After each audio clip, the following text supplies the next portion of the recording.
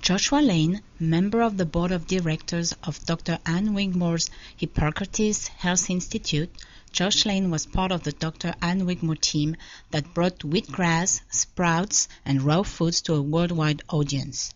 And now the host of Here's to Your Health on LA Talk Live, Joshua Lane.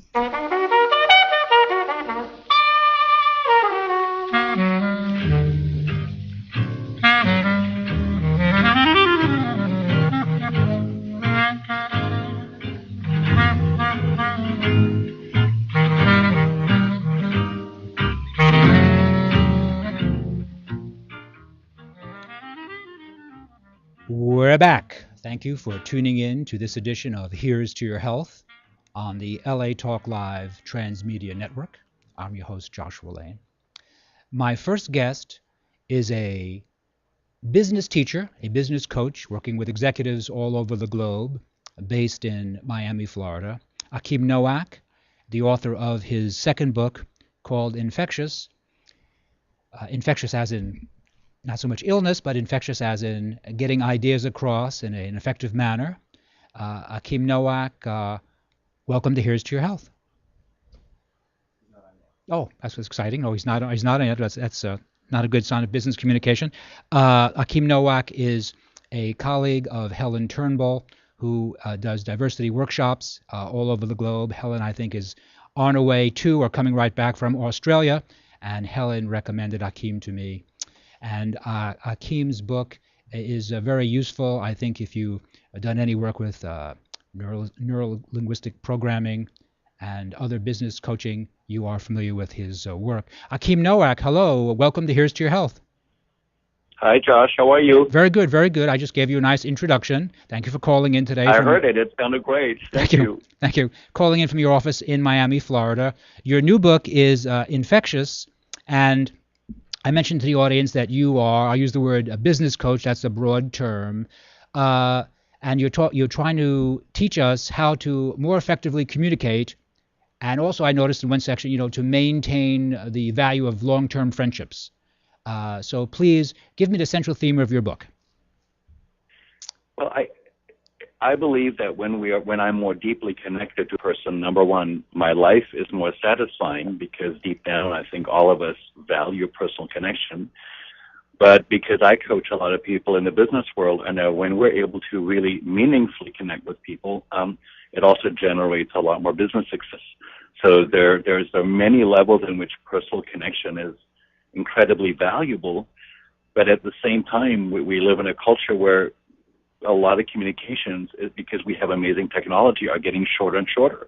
We text, we tweet, we send really short emails. So as much as I love technology, it actually works against a deeper connection. So this is something that I want to help us all to reconcile, and this is what the book is about. And you mentioned the word neuro-linguistic programming in your book, and that's a technique you studied not probably in university. I mean, by the way, so where did you go to school? But what is your undergraduate degree in? I went to undergraduate school at George Washington University, and I had degrees there in theater and psychology. And for me, that's such an interesting combination because I value psychology, but I value theater because it's highly experiential and it gets us into the body. And my graduate work was at NYU in organizational psychology.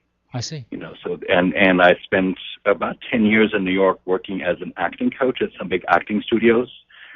So what I learned about coaching actors is the kind of work that I like to bring to all of us because the insights are really helpful to everybody who wants to better connect with people. And then also, Achim, the neuro-linguistic programming, was that something you studied while you were undergraduate and graduate students? I'm very familiar with neuro-linguistic programming, or NLP, which is called short, but it's just one example. I'm not a practitioner. I just offer it as one example of many different techniques that help us get to a deeper, more energetic connection with folks. So if for any listener who doesn't know neuro-linguistic programming, there are many incredible facets to it, but one very practical one that I really love, that I think is very valuable, is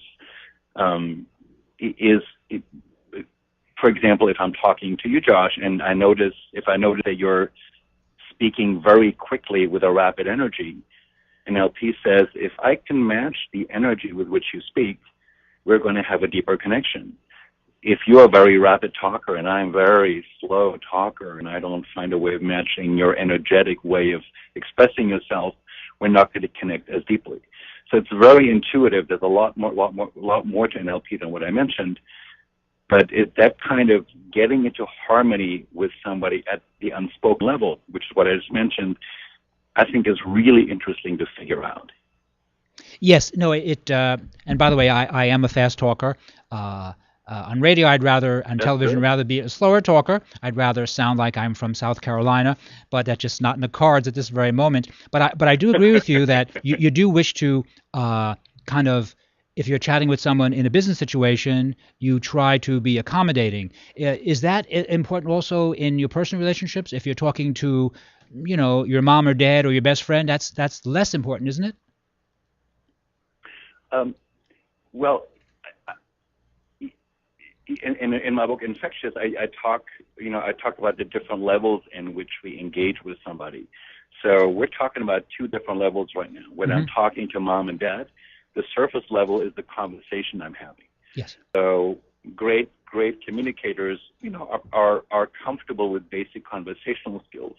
When we talked about NLP, we talked about the deeper unspoken energetic level.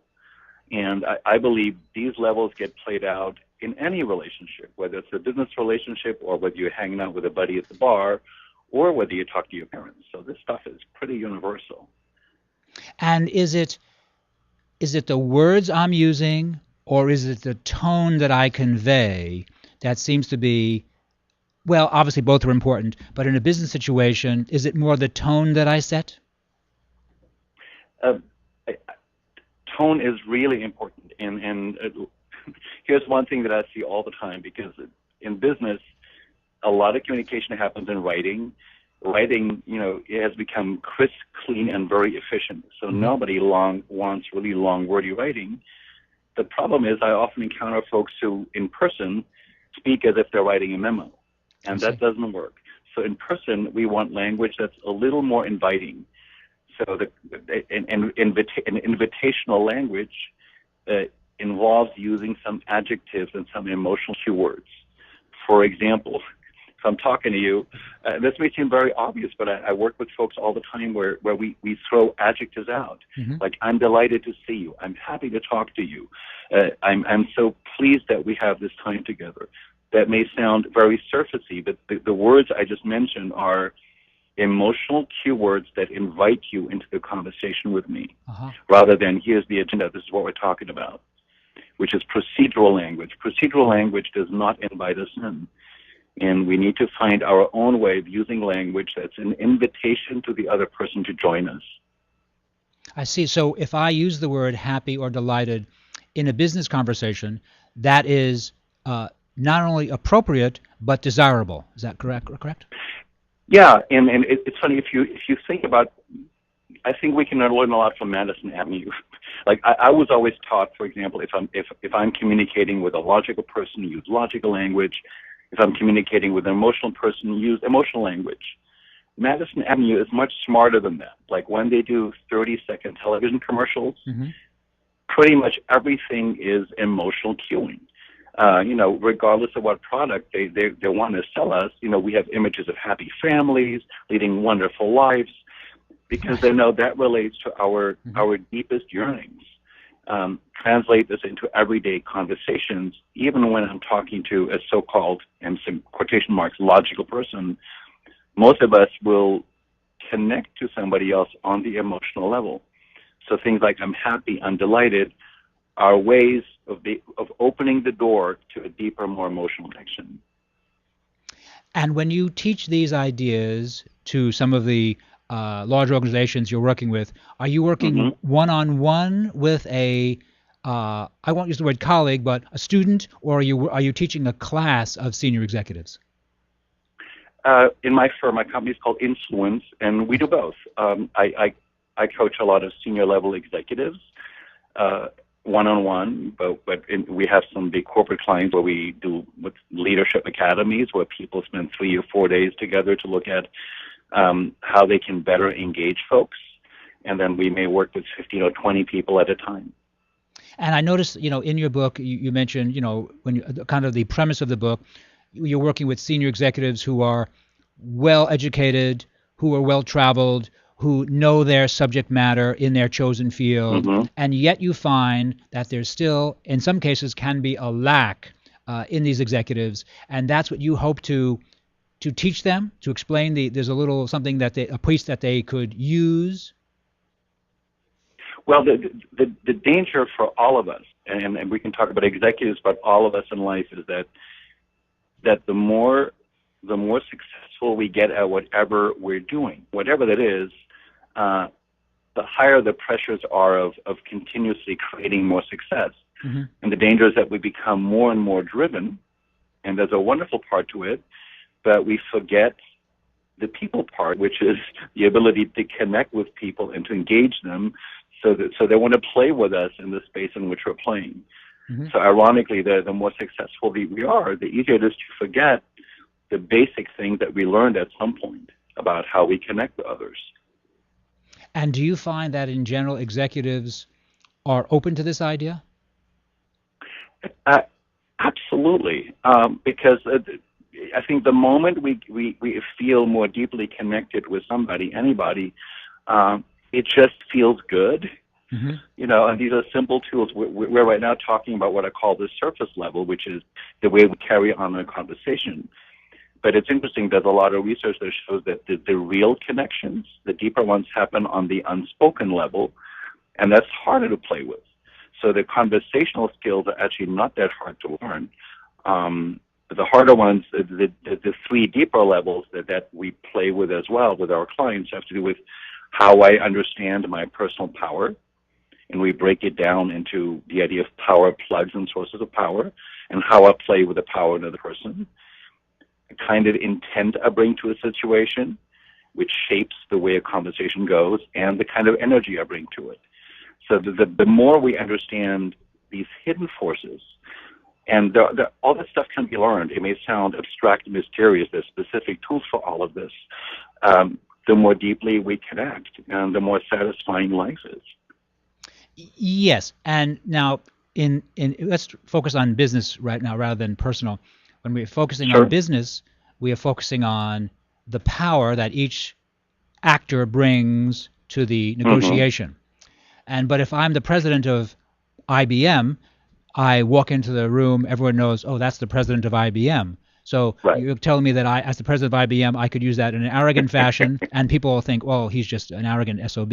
Or if I can use it in a better fashion, people think, oh, I'm happy to work with this fellow who's the president of IBM. Am I interpreting that correctly?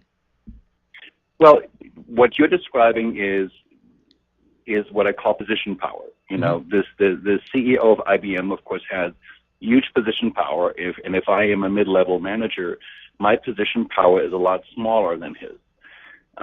Now, this is something I see all the time, and we can say that the CEO is an arrogant person, but I work with some CEOs who are really lovely human beings.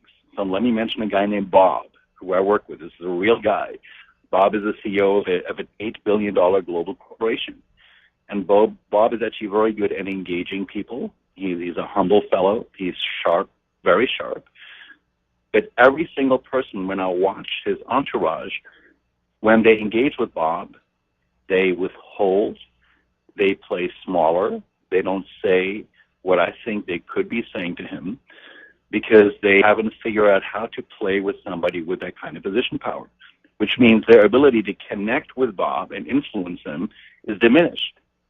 And all of us, from my childhood on, I have my own story about how I play with people with position power. And I had to really unlearn that and figure out that wasn't serving me, because I coach powerful people. And we all have those stories that we carry deep inside of us. Well, I think that story plays into the idea that I've read that no matter who's president of the United States, that president has an inner circle. And really, you don't really criticize anything the president does, because you think, gee, I'm in the inner circle of the president of the United States, and I don't want to not be invited back. And so is that what you're saying happens just in general around powerful people? Well, two parts to that. Hopefully, the president is smart enough to create an environment where people can really speak their truth. Mm-hmm. And speaking the truth means learning in a way to say it so we don't piss people off. So that's a communication skill to say it so somebody can hear it. But the inner homework is that we all have to do is, let's say if I'm working for the president actually encourages real conversation, most people still aggressively edit themselves because of their accumulated fear of people with position power. And that's our own homework that we need to figure out, or we're not going to fully succeed in life in the way that we could. Now, you mentioned that you carry around certain things as a youth, and then you learn not to use them when working with people of power. Is that because, though, that's what you're teaching them, so they are already comfortable with you because they know that they're there to learn from you? Well, this was my first aha moment around social power, and I will never forget this. This was in the late 80s. I was at the time a successful theater director in New York, and for the first time in my life, I took a break and spent some time in Arizona and did some personal exploration. I'd never seen a therapist. I never thought about really how I functioned. And there's a woman, her name was Reverend Mona, who ran this retreat, and she looked at me at one point and she said, "You know what? You need to stop being a doormat." And I stopped, and she really pissed me off when she said that, because I thought, I'm successful, I'm recognized for my work, and, but after I calmed down, what she was really saying, there are lots of ways in which you are not as powerful and clear in your communications as you could be.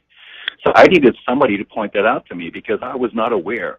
And once I thought about it, I realized she is right. And so that kind of awareness was the beginning for me to say, yeah, there are all these situations in which I really don't engage as well as I could with other people, even though I have this title, artistic director of a theater company. Mm-hmm. So that self-awareness has to happen for all of us at some point.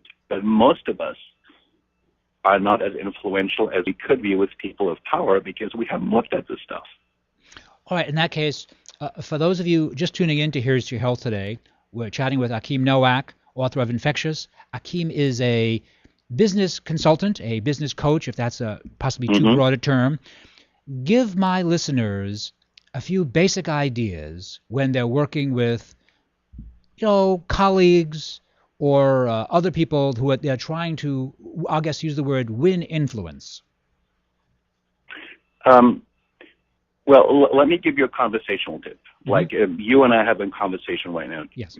Josh, and if this was a business conversation and if I don't like at all the way where this conversation is going, yes.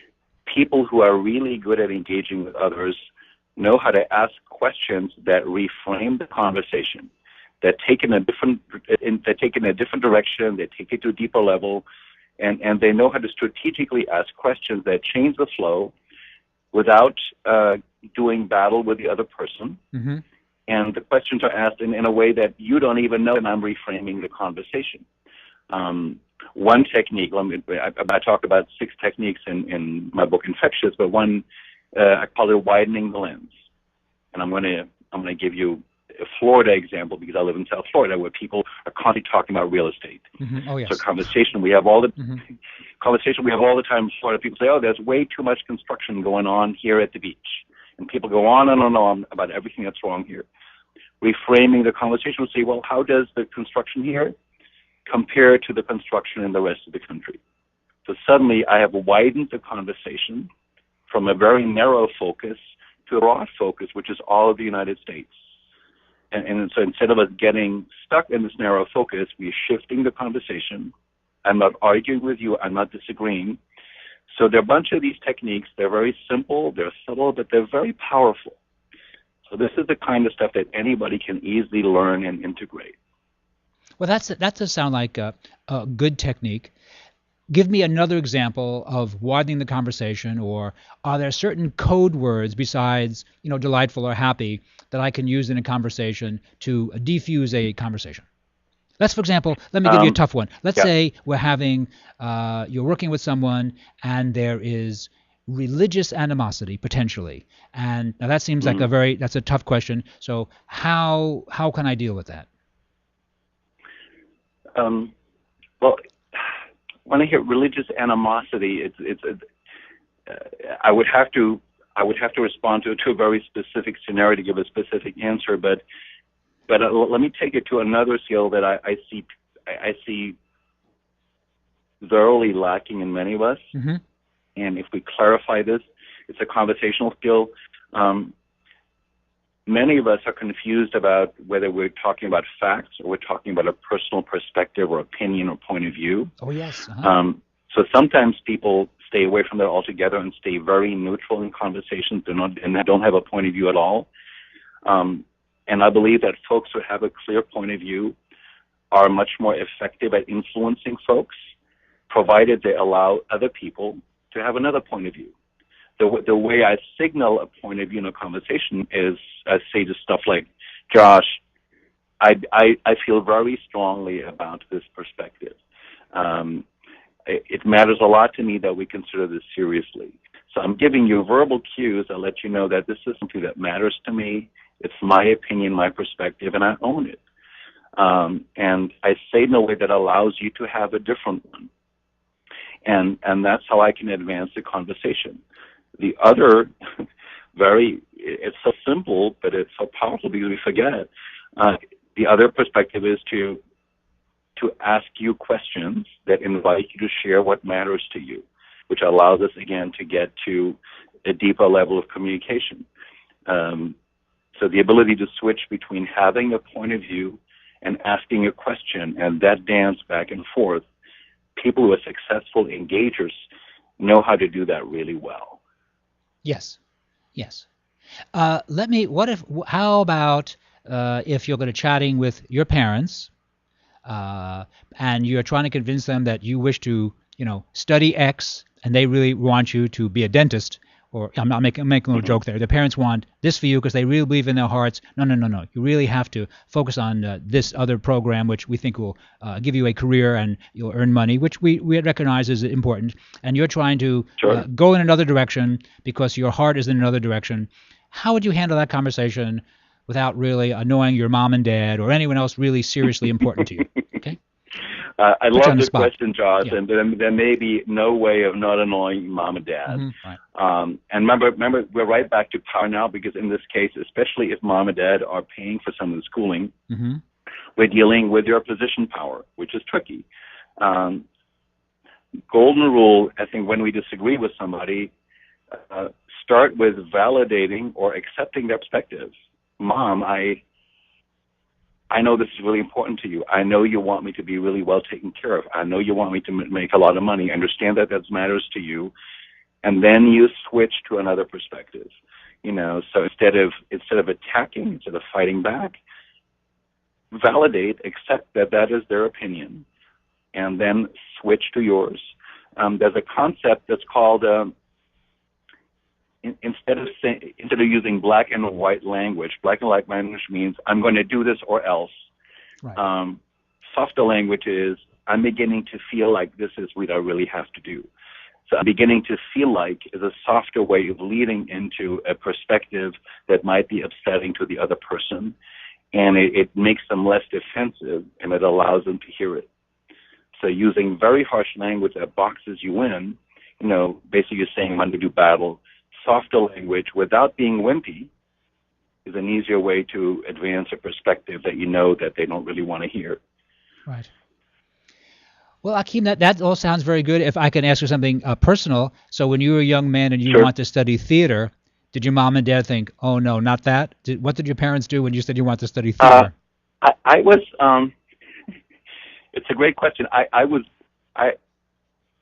The condition they put on me studying theater was that I would get a partial scholarship. So that was conditional. Oh. But I'll actually tell you another story. And this is we all had different parents. In my mid-30s, I had a faculty position at NYU. I had a really great job directing theater there. And then I had this epiphany where I decided that I would give up that job and security, and I would live in a small island in the Caribbean for a while, Tobago, which I did. Mm-hmm, sure. And I really dreaded that phone call with my mother because I had to say, Mom, I'm giving up this academic position at NYU, which included benefits, health insurance, all that, and I was going to move to an island of 30,000 people.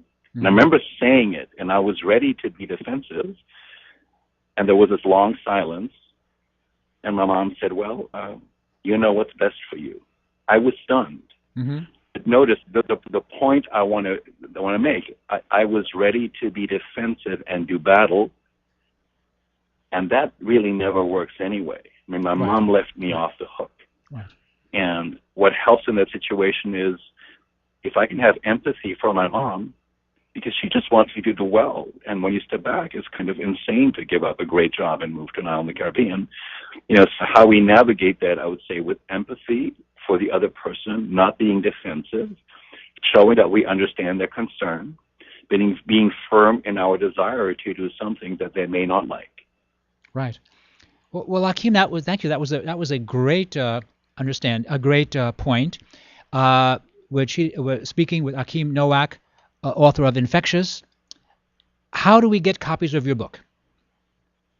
Again, the book is called Infectious: How to Connect Deeply and Unleash the Energetic Leader Within. You can get it on Amazon. You can get it in any electronic bookstore. Most major bookstores have it available. You can get a Kindle version. So it's very available. It's around. It's been out for 4 months now. This is our hardcover. Yes. The paperback version is coming out in January. Very good. You've been listening to Achim Nowak, author of Infectious, on Here's to Your Health, the LA Talk Live television transmedia network. We're going to take a short break, and we'll be right back after these important messages.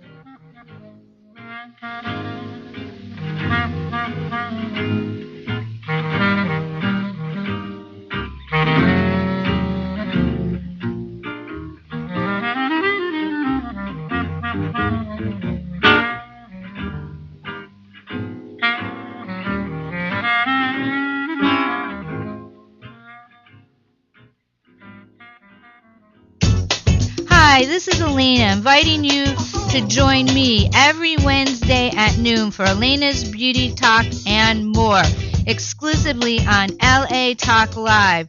You can also catch us on iTunes Radio, R&B, or watch us on Ustream.tv. Reality radio, handcrafted for your listening pleasure. This is LA Talk Live, and we are more than just talk. Hi, this is Starlet Quarles, and I'm inviting you to join us every Wednesday from 5 to 6 p.m. for a new show right here on LA Talk Live, The Dialogue, Real Talk, Real People. Join us as we discuss the topics that are relevant to today's generational leaders. So don't forget to tune in to The Dialogue, Real Talk, Real People, every Wednesday from 5 to 6 p.m. right here on latalklive.com. You can also catch us on iTunes Radio R&B, Live 365, Radio Flag, and now Stitcher Radio.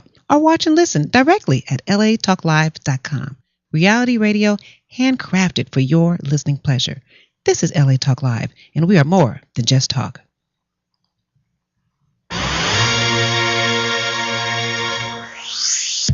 Hey everybody, it's Miss R&B, and I'm inviting you to come and hang with me every Thursday night at 9 p.m. PST for Perspectives Corner with Rona Rowe Bennett on America Talk Live. Hear and see interviews and live performances from some of our favorite celebrities and personalities in entertainment, sports, business, and the wellness industries. We're getting lifted and we're going deep, talking about life and empowering the champion in us all. See you there.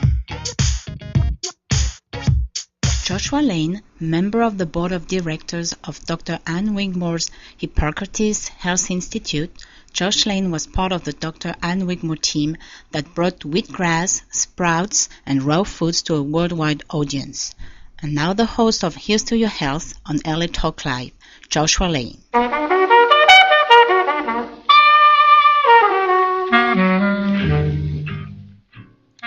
We're back. Thank you for tuning in to this edition of Here's to Your Health on the LA Talk Live Transmedia Network. I'm your host, Josh Lane. And my next guest is a trained teacher of Iyengar Yoga, Jeff Perlman. Jeff has been doing Iyengar Yoga for a long time. Iyengar Yoga, some of you are familiar with it. It's a form of yoga in which the teachers enjoy a great deal of training, and I found it to be very, very helpful. Jeff, years ago, was the executive chef for Sony Pictures, but now he teaches yoga here in Los Angeles. Jeff Perlman, welcome to Here's to Your Health. Nice to be here. Thanks. Happy to have you here. I enjoy Iyengar yoga myself. So for those listeners who kind of know what yoga is, but they don't really know what Iyengar yoga is, give me a definition. Iyengar yoga is a type of yoga that's developed by BKS Iyengar, who was a direct student of Krishnamacharya in Mysore, India, was the man that really brought yoga into the New Age. And he lived around 1888 through 1998. As a young child, BKS Iyengar, he was born in 1918. He had tuberculosis and malaria. He was a very sickly child. And his sister married Krishnamacharya and moved to Mysore. I mean, she moved to Mysore with her husband. And because of the family being very poor and so forth, they sent BKS Iyengar to live with Krishnamacharya and his sister, and hoping that yoga was going to help him. And that started his career as one of the predominant yoga teachers in the world. So he, as a teenage boy, he went? At 14 years old, he moved to Mysore, India, and became a student of Krishnamacharya. And he had some serious health problems, and he actually recovered? He's totally recovered. He's, like I said, he's in his 95th year. His institute is in Pune, India. And what Iyengar yoga has become, probably in a nutshell, is it's based in alignment and sequencing. When you go into a yoga studio and you see all these props, whether they're chairs or blankets or blocks or belts, BKS Iyengar basically was the person who developed all of these, because he realized as he went through his practice that, and actually the book that we're looking at right now is the book that his original book that he wrote it was published in 1966. And this book has 200 of the postures that start from one of the simplest to more of the advanced. But he realized that most of these postures were very difficult for just people like you and me, for normal people, for people with ailments. And what he realized was that to bring the body, mind, and spirit into alignment, we have to use different props, different alignments for different people to get into the postures. And so Iyengar yoga has by some people it's thought to be the therapeutic yoga. It's a slower paced yoga, but it's based in the 8 limbs. The 8 limbs, the Ashtanga yoga, which a lot of us have heard of, it means 8 limbs. These 8 limbs were originally documented by, in India, there are 4 main categories of yoga. I mean, we know in the world that you hear dozens of different kinds of yoga, but in India, the yoga that Iyengar yoga is called Raja Yoga, which is royal yoga. That's how it's defined, and it pertains to the teachings and the writings of a sage named Patanjali. Patanjali lived around 200 BC, and he wrote what is called, he wrote the Yoga Sutras, which is a book that you can buy anywhere. And there's different people that have written, what they think from Sanskrit into English, what they are. There's many different definitions or variations of this book. But what he wrote were these the Yoga Sutras, which are 196 of what they call aphorisms, that are these definitions.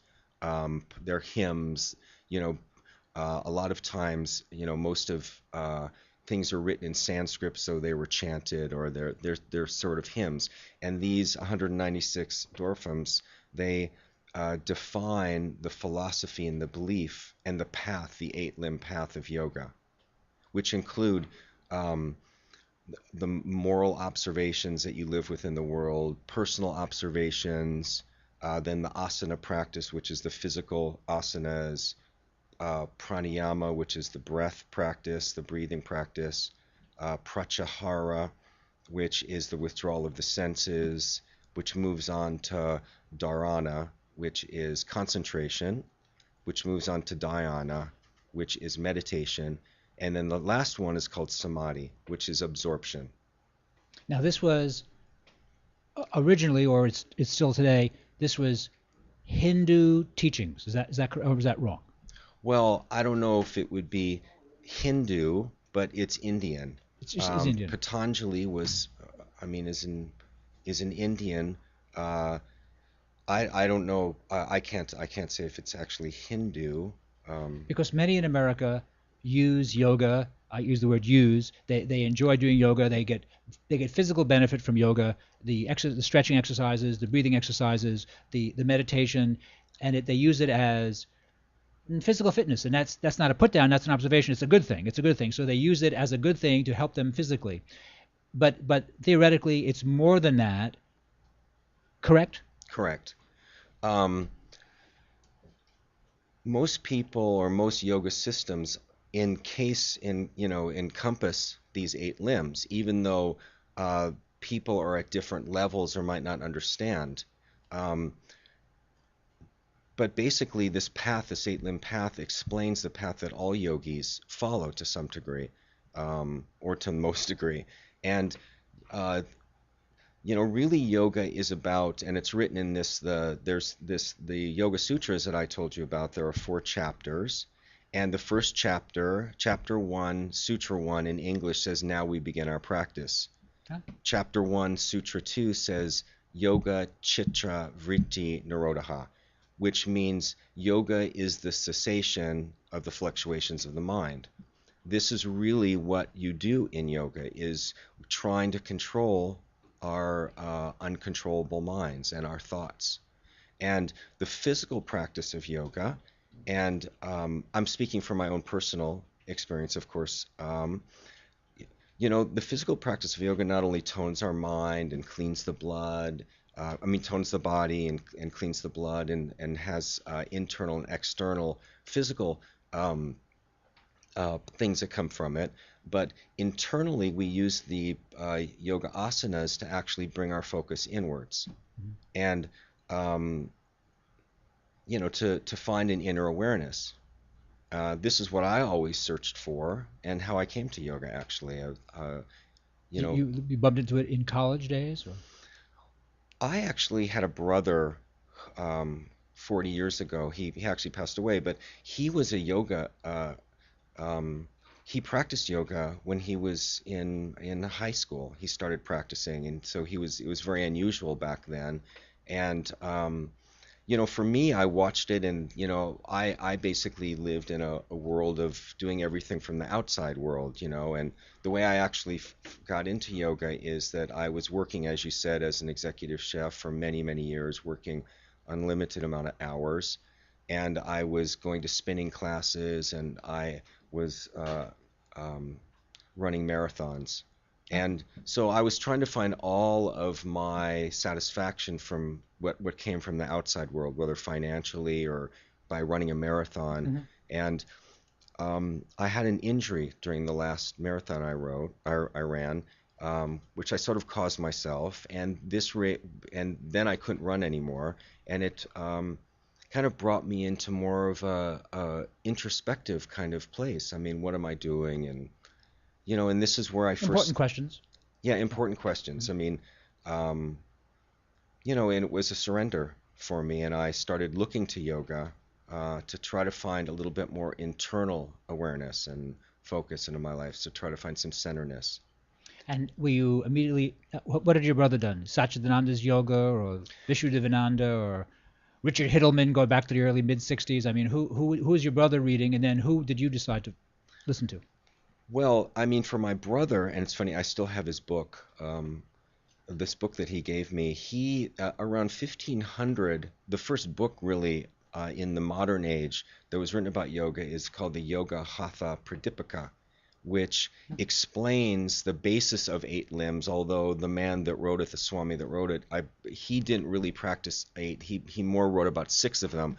But what's more important about this book, and you can buy this book on Amazon or find it all over the place, is that it started to define the actual asana practice, the hatha of the yoga.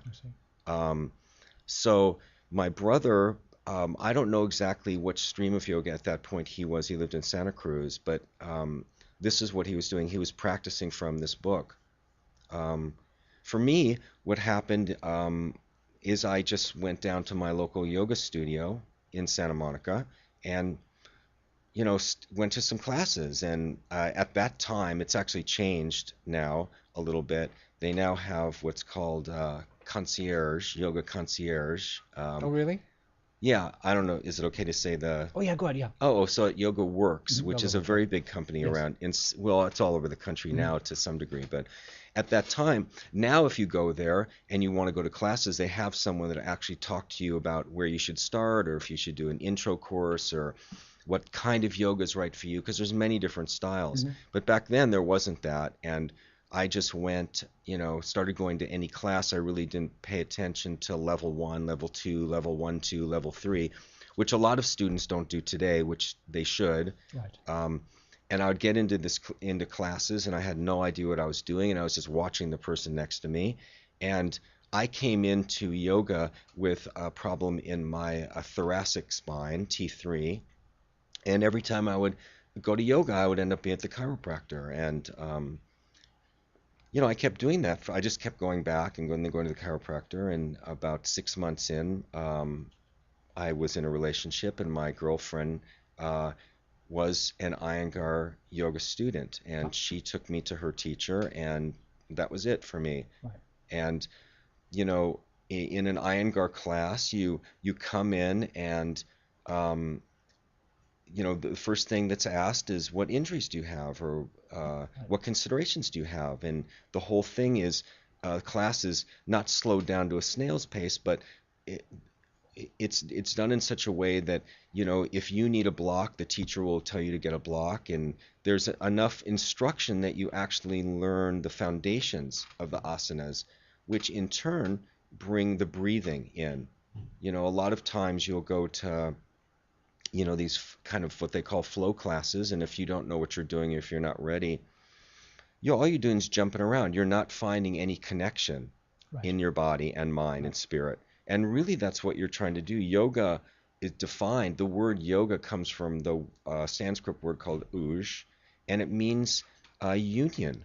And it's the union of the body, mind, and spirit, which is really what you're doing. I mean, yes, yoga can be bring physical fitness, but it's brought so much more to my life. It's made my life complete. It's a constant study. And when you went to your first Iyengar class, you just thought, oh, these teachers know what they're doing, or the postures make sense, or my back feels good, or a combination of all those things. I mean, because you've done other classes, you just thought, this is better? There was someone that obviously was very knowledgeable standing in front of me, and we would go through postures, and she, would look around the room, not just me, but at other people, and she would say, Jeff, you need to have a block. Jeff, you need to turn that thigh out, or you need to bring the side of the chest forward to get your spine in line. So there was more very personalized direction going on. It wasn't just some mass, you hear do downward facing dog in the room, and that's the end of it. It's actually, how do you do a pose like that, or how do you do Tadasana, which I know we're going to talk about a little bit today. But yeah, I really, when I do Iyengar yoga, I just feel the teachers seem to have such information available to them, and the level of instruction is so lovely. For example, in Tadasana, standing posture, which I guess we should do that, because it's such a great and important first posture. But all the things that the student is told to do to complete the posture, if that's the correct term, or to do the posture so that you get greatest benefit, I just love the subtlety of the physical suggestions, or instructions rather. Yeah, I mean, the other thing is that to become an Iyengar teacher is, I mean, it's daunting. It probably takes a minimum of 3 years to become an Iyengar teacher. You're required to pass 2 tests back to back, 1 year and then the next year. It actually took me 5 years, but we're all whatever path we're on. Right. I took some time and also went to Ayurvedic college at the same time, which is the sister science of yoga. Up in Nevada City? Well, I did. I know you had Mark Halpern Mm-hmm. on here. He was Right. was my main teacher, and they have a school down in Cerritos in Little India here. Oh, So you could go on the weekends. So I was able to keep my cooking job and stay in my community, my yoga community here, and go to class on the weekends. So that was yes, you can go to Grass Valley, but you can also do it at their satellite school here. right. Um, I tell you what, Nestor, shall we take a short break and we'll set up for Tadasana, show a nice posture Tadasana? Okay, so you're listening to Here's to Your Health on the LA Talk Live Transmedia Network. I'm your host, Josh Lane, chatting with Jeff Perlman, Iyengar teacher, senior Iyengar teacher. And we're going to take a very short break, and we'll be right back after these important messages.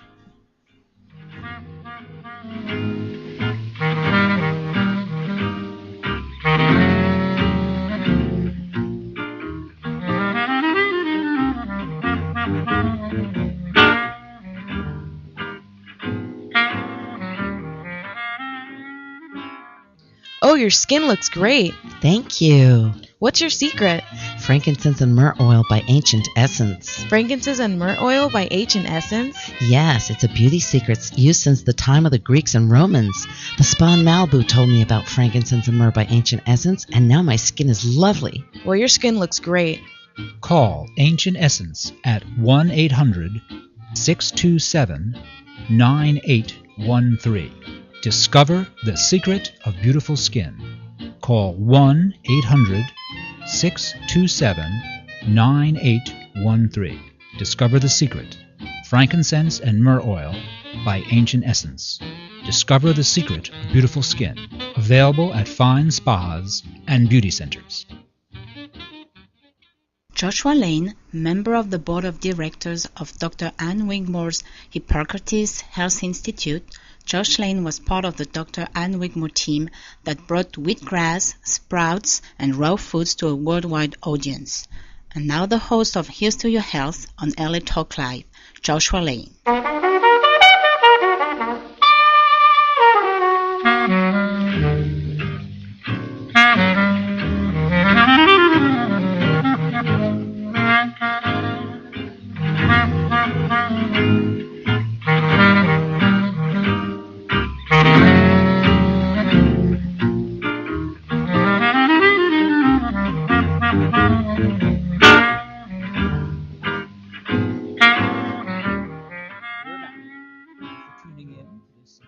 Here's to Your Health on the LA Talk Live Transmedia Network. I'm your host, Joshua Lane.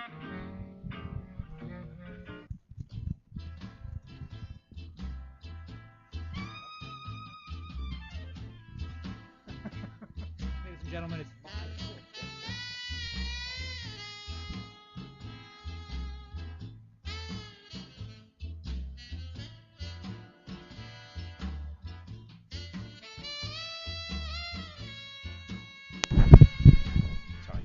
Okay, we're back now. A little technical thing here. You're listening to Here's to Your Health on the LA Talk Live Transmedia Network. I'm your host, Josh Lane. Jeff Perlman, an Iyengar teacher, is going to demonstrate posture number 1 called Tadasana, a standing posture. And he's going to give us the rundown on all the things we need to do with the body to do this very important posture. So Tadasana is considered mountain pose, and this is the first pose that's pretty much taught in yoga because it brings you into an alignment. It puts you in a place of connecting with the earth, and allows you to bring your awareness inwards. So I'm not sure if you can see my feet, but you bring your feet together, and a lot of times in class, you'll ask the student to pick their toes up off the floor and then rock back and forth to distribute the weight evenly. We tend to sometimes teach that there's a triangle on the foot, which would be the big toe mound, and then the little toe side of the foot, and then the heel. So we would get the student to find this place. Toes are lifting up, so the knees and the quadricep muscles are automatically lifting. And then turn the thighs from outside in, so the inner knees move slightly back. And then press the femur heads, the large bone in the thigh, back until there's more weight in your heel. But you don't release the weight in the big toe mounds. and then spread the toes apart and place the toes on the floor. Then from here, the tendency, and so we're trying to get the whole body to come into alignment here. So now the legs are stacked on top of each other. So from here, you'd bring the waist back, and then drop your buttocks down towards the heels and lift the pubic area up towards your belly button. Then from the belly button to the sternum, you lift. Turn the upper arms out from the inner armpit towards the outer armpit, and the shoulder blades come in towards the front body, and then release the shoulders away from the neck. So I know it's probably not easy to see, but I'm in total alignment at this point, and I am basically connected physically, mentally, body, mind, and spirit. And what about, where's the tongue positioned, and what about the eyes? Well, you look forward. The tongue is not gripping, it's just released, and breathing through the nose, smoothly, softly. So a lot of times we'll instruct students that we not only find this connection with the earth in the beginning posture, but we come back to this posture many times during a yoga practice because it's a place of rest. It's a place to recenter yourself. It's a place to compose yourself. A lot of the postures are more heating, and your mind becomes not aggravated but more active, and this is a place where you can actually find that softness again, that centeredness. And that is called Tadasana. Tadasana, Samastiti is the other word for it, mountain pose, and that's what it is. This is Tadasana. And this is typically done for how many minutes or how long do I do this posture? Oh, probably about a minute to a minute and a half. Sometimes you just come back to it, and for just 30 seconds to, recompose yourself. But this, this is where you first find your centeredness in your practice. And is this posture also good for problems with the back? Well, it's definitely good. A lot of students, you'll tell them that this action here, even when you're standing in the supermarket or any place, is if you move your waist back. So, because a lot of us do not have good core strength in the abdomen. So for here, if you ever feel a gripping in the lower back, if you move your waist back and drop your buttocks towards your heels and lift the front waist up, you are lengthening the lumbar back down towards the floor, which will take basic backaches away or lower backaches away. And also, when you're doing this posture, when we're not actually locking the knees, correct? No. What are we doing instead of locking the knees? Well, it's hard to show with pants on, but when you press your thighs back, and at when I just explained was dropping the buttocks towards the heels, you basically are lifting the knees up. So you're not just pushing the knees back. And I'm lifting the knees up by using what muscles? Well, the quadriceps. Quadricep muscles. Yeah. And this protects the knees. Protects the knees. And many exercises lock the knees and you can hurt yourself, correct? Yes. Yes, in many exercises you can. The knee is a very important joint to watch out in yoga. I mean, it's very well protected, actually, in the Iyengar system, for sure. And you mentioned various forms of the neck area. You mentioned the lumbar. Where's the lumbar region? The lumbar is the lower back, and which would be closer down towards the waist. And then the thoracic back is the back right in between the shoulder blades. And then there's the cervical spine or back, which is up closer to your neck. And you said that when you were running, you had injury. Did you find that the yoga really helped you with the injury? Well, not until I found help. Originally, when I was going to class, every time, especially when I would try to go upside down in headstand, my T3 would just turn and I'd end up at the chiropractor. So yes, over time I was able to strengthen that area, and I haven't had that happen in over 10 years. What about things like breath control? Was the Iyengar yoga help you with that as well? Well, there's in postures. So the belief system is that it's important to do alignment first to bring the breath in. And as you know, as a student, we speak about breath, but it's the first thing that we really teach mostly is about alignment.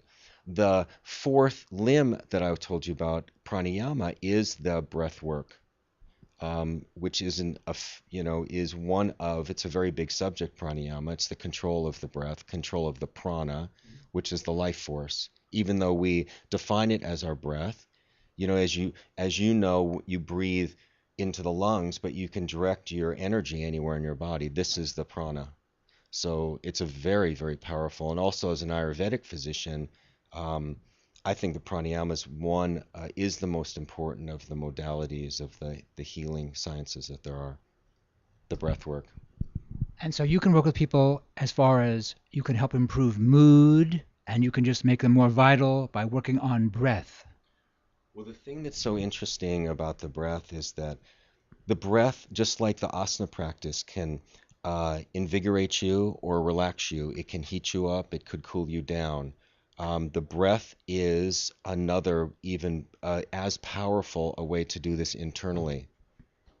So yes, there are many exercises. There's different pranayama breaths that you can do with different variations, and they're used for different reasons. Again, to invigorate you, to slow you down, to warm you up, to cool you off, to stop the mind, which is really what you're trying to do here with the physical and the breathing exercises. Can you demonstrate a breathing posture in this position, or should you do it in a different position?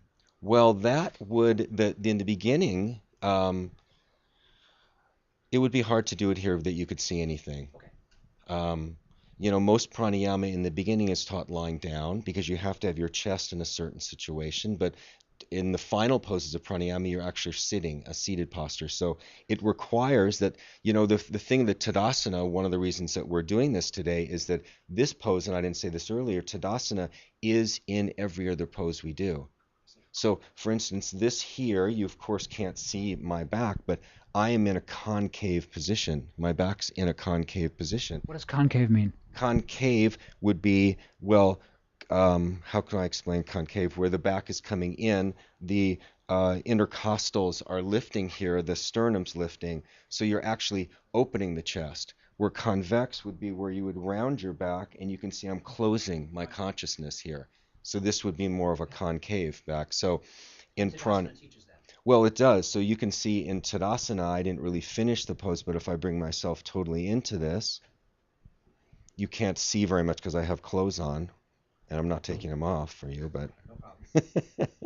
but yes, my chest is open. So when you're seated in pranayama, this opening has to happen. So for many people, we always teach pranayama lying down first because it's very difficult to hold this posture seated for very long, and people end up, their shoulders will droop. So now I'm coming out of the Tadasana action and back. Now I'm back in it. Also, you mentioned one of the movements in this Tadasana standing posture is drop the buttocks. So are you saying that people are just walking improperly, or they're standing improperly, and when we drop the buttocks, it lengthens the spine? Well, what I'm saying is that, and I'm just going to speak for myself, I'm not going to say for anyone else. As an Iyengar teacher.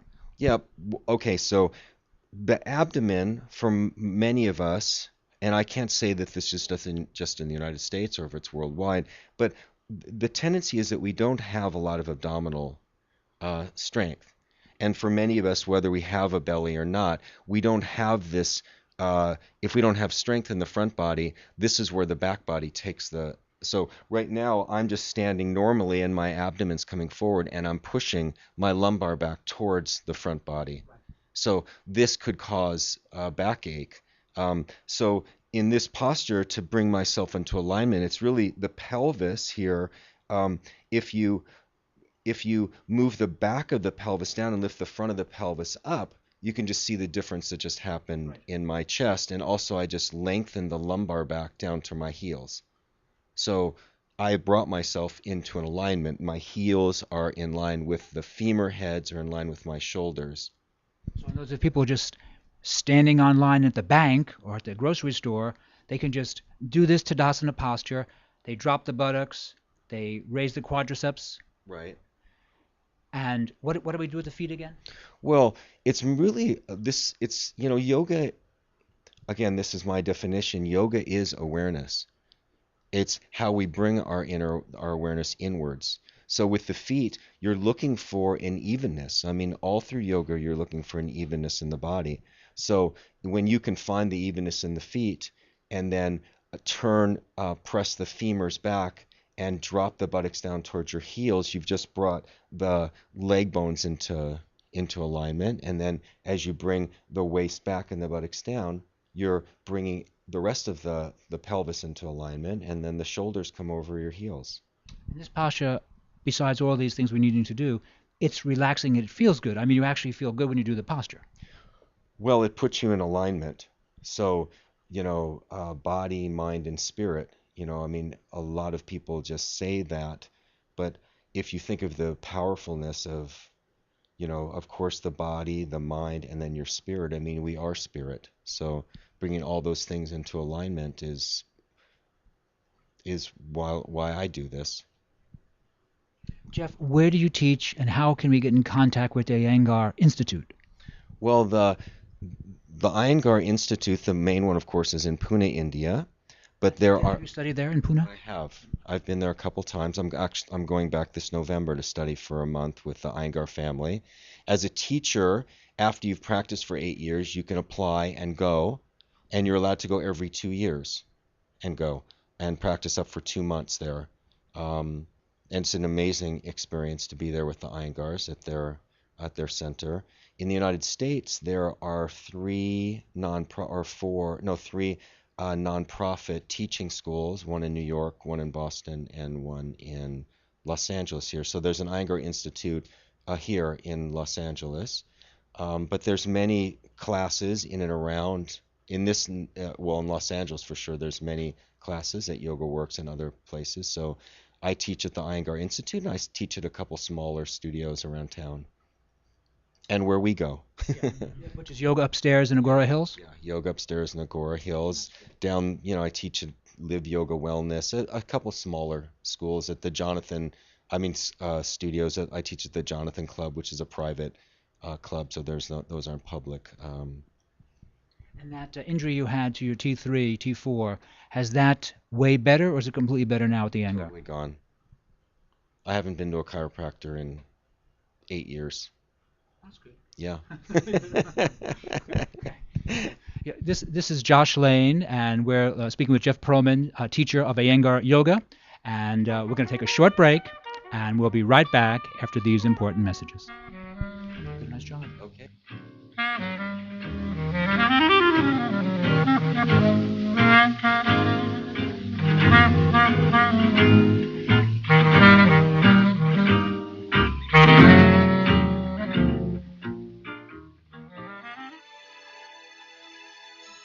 Are you ready to enjoy the Maui lifestyle? You can have it all by owning real estate on the Paradise Island of Maui. Dennis Rush, a 22-year Maui resident and real estate broker, brings his wealth of experience and market knowledge to add value to your Maui real estate understanding, providing a level of service as unique and exceptional as the island of Maui itself. The magical island of Maui was voted the most exclusive resort island in the world by Condé Nast Traveler, and keep in mind, Maui is only a simple, non-stop flight away. Hawaii Business Magazine Top 100 Realtors awarded Dennis Rush the 2011 fourth top realtor on the island of Maui. Go to www.dennisrush.com to view all of the amazing properties currently available in the Maui MLS system.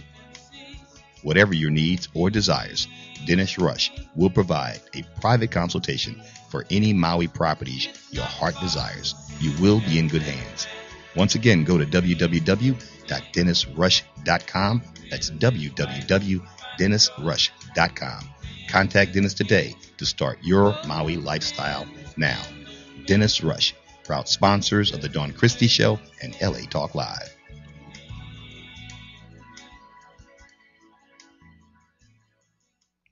Mountain Valley Spring Water, since 1871, has been bottled at the source in Hot Springs, Arkansas. Twice named the best tasting water in the world, Mountain Valley water is naturally alkaline and bottled in glass, providing the perfect blend of nature's minerals, giving you a crisp, clean taste. To start your home and office delivery in Southern California, call us at 1-800-499-9982 or visit us online at www.mountainvalleywaterla.com. New customers will receive their first 2 5-gallon bottles free. Mountain Valley Water, the official sponsor of Here's to Your Health with Josh Lane on LA Talk Live. Joshua Lane, member of the board of directors of Dr. Ann Wigmore's Hippocrates Health Institute, Josh Lane was part of the Dr. Ann Wigmore team that brought wheatgrass, sprouts, and raw foods to a worldwide audience. And now the host of Here's to Your Health on LA Talk Live, Joshua Lane.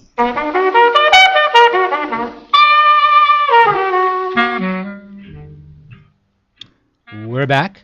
Thank you for tuning in to this edition of Here's to Your Health on the LA Talk Live Transmedia Network. I'm your host, Joshua Lane. And my next guest, Steve Jennings, is a motivational speaker, wellness teacher, been involved with the natural foods movement for a very long time, and he's been a guest on my show before. Steve Jennings, welcome to Here's to Your Health. Glad to be back, Josh. I'm happy to have you on today. So you are a motivational speaker and a wellness teacher. What prompted you to become involved with those very similar modalities? Well, first of all, you say motivation. Part of it's motivation, but that's where things just maybe get started. Motivation might get you started, but you've got to have a reason and a purpose to sustain that effort. But actually, what got me started is, as we both know, many years ago, at the age of 27, I was in a very serious automobile accident. Right. Where I was left on the side of the road in a river of my own blood, had no heartbeat, no respiratory function, and it was a long comeback. And during that long comeback, essentially 2 decades, took me 4 years to learn how to walk again, and another 14 to learn how to run again, where they said I'd never walk normally again. And during all that period of time, there's a lot that you learned, as far as overcoming the odds, defeating your challenges, defeating your fears. And, of course, having the motivation, to do all that, but to have the motivation to do all these things, whatever it is in life. And I deal with a lot of individuals and companies and corporations that deal with not just overcoming the odds with health, but also with finances, with your career, your business, relationships, personal life issues, all these types of things which you've got to overcome. Mm-hmm. You've got to achieve. You've got to have a reason to do that. And fundamentally, there's all sorts of ways that people can do that. They can get a very organized plan. They can write all their goals down. They can get planners to do this and journals to do this, and that's fine. But if you don't have a couple of very essential things at the very beginning, you could be just sort of like flapping your wings and just spinning in the. What things, Steve? And these things are your purpose and your reason to do them. Now, your purpose, what is that? What is that? Well, a lot of people say, well, that's the thing that may inspire you and drive you and lead you in life, the thing that means the most to you, that matters the most to you. Mm-hmm. It's what is going to drive you to achieve your highest in life. Now, a purpose doesn't have to be to absolutely change everything in the world. It could be changing someone's life that's near you and your family, or a friend, or your loved one, or someone you work with, or those within the radio station, or anywhere in life. It doesn't have to be this monumental endeavor. And we can have more than one purpose, but you have to have something that's going to guide you and fire you, and you have to have this reason that matters so much. This reason why that Excuse me. So, but the idea of purpose, that's something that you know now. But did you know that as a young man, or did someone teach you that, or did you read it in a book and you thought, oh my goodness, you're right, purpose? I mean, well, obviously that's a concept you have to learn, isn't it? Well, I'll say this: I didn't grow up reading books and going to seminars. I grew up in a small little town in East Texas, Southeast Texas. You played high school football, didn't you? Yeah, I played high school football, played college football as well. And so you learn a few things, having overcome some challenges that way. Because in football or in sports, there's many metaphors to life. Mm-hmm. But as far as how I learned this and how I internalized this and understood this and became more aware and gained a greater perception of this is when you're faced with a challenge that you may have a little experience of overcoming the odds and, in life, because a lot of people get bumped around in life and we have to come back and charge back and overcome and that's just life for everyone. But you do have to learn that, don't you? Because sometimes well, you think, "Oh my God, I'm getting kicked around here." Well, I learned it specifically, and this is where I am today. This is why I have the passion for what I do today and sharing my message today in guiding other people's lives, through my seminars, my trainings, my online trainings, and things of that nature. It's when you have to be faced with odds that are a little bit unusual. Well, I'm not the only one that didn't have a chance to walk again, that's for sure. But I had my chance where others did, and now it was my turn to find out a little about that. And so when you have to come back and say, okay, my legs don't work, I'm in a wheelchair. Doctors say they're not going to give me a hope of a dream that will never be. You have to say to yourself, well, that's not what's in my mind. That's not my dream, what I believe. I believe differently. I believe what can be. Those are words, but then you have to put it into action. You have to do the daily action steps. And it's a daily endeavor. It's not something that you read in a book and you say, oh, I think I learned about purpose now, and I have the understanding of balance and perception and awareness in life, and I'm all good to go. When you have to learn in the trenches, when you have to learn when you really have no support systems, and I had no true prior training. I didn't go to seminars and books and reads, and I didn't listen to tapes and things of this nature. I had to sort of learn on my own, but learn I did. And so I learned to get back on my feet, get my neurological, neuromuscular system working again. Is that because you had the training as an athlete, so you thought, gee, I could maybe do some strength training? Or, I mean, how did you were in a wheelchair, so... There's so much, Josh, about balance and alignment. And, of course, I know your previous guests talked about those very things, and they're so critical. Balance is probably perhaps the second most important word in life. It's a pretty close second to the first important word, of course, is love. It's the most important word in life. But balance is probably the second most important word. And you learn about balance of life, balance of energies, balance of coordination, balance of efforts, how you direct them, how you align them, how you manifest what people call this connection of mind, body, and spirit, how you pull them all together. The body is it's an incredible machine, factory. It's a divinely created, being.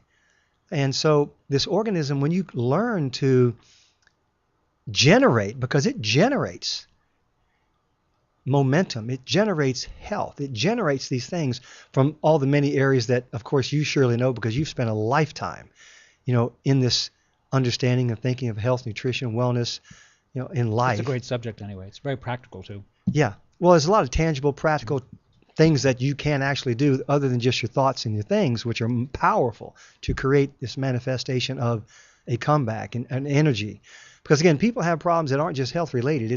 They've got to pull themselves together in their careers, their finances, their relationships, personal life problems, all these things that they're down, they're troubled, they're desperate, they're scared, they're in a rut. They've got to come back. Right. And of course, I just didn't have health problems. I had financial problems. I mean, I grew up eating out of trash cans as a young kid. We've talked about that. I called it TC cuisine, trash can cuisine, about 10 years of my life. So I knew about overcoming adversity. And of course, I had my athletic background, so that helped that as well. But when you have to learn about overcoming the odds, about coming back and manifesting things to go in your favor, draw goodness to you, align yourself with various energies. It's more than just talking about it. Right. There are ways that you can when you believe it. And not just, I believe, but I mean you believe with this internal understanding. And you take one step, just a little step, one more step, and another step. And you gain a little confidence. You see a little success. You get a little bit of exercise. When you do this, all of a sudden, that powerful belief elixir begins to flow. And that belief elixir is that confidence. And then that grows. And then one step builds upon the other. These are fundamental things in life, but so many people pass right by them. Well, you have to learn these. I mean, they're not intuitive. Don't you have to learn them? I mean, you have to bump into the ideas. You can hear about them, you can read them in a book, but when you're faced with them, or you care enough to learn about them when you're in a tough rut, you're in a tough situation, you're down, again, you're penniless. Because I started out pretty rough in life. I'd fought against it. I'd put my energies forward, to finally graduate from high school where no one in my family even graduated from high school. It's a tough life. Graduate from college, honors, academic scholarship, athletic scholarship, really fighting my way, going off to New York, getting a good junior executive job, doing the best I could. I was really going somewhere. I went to Europe, had some good things going for me. On a weekend trip, I take a drive through the German countryside, and bam, I'm smashed, I'm crushed, I'm left on the side of the road, believed to be dead. The police, they came, they saw me, no heartbeat, no respiratory function, I'm covered in blood. They figured, this guy's dead, he's gone. They left me. About 10 minutes, they come back.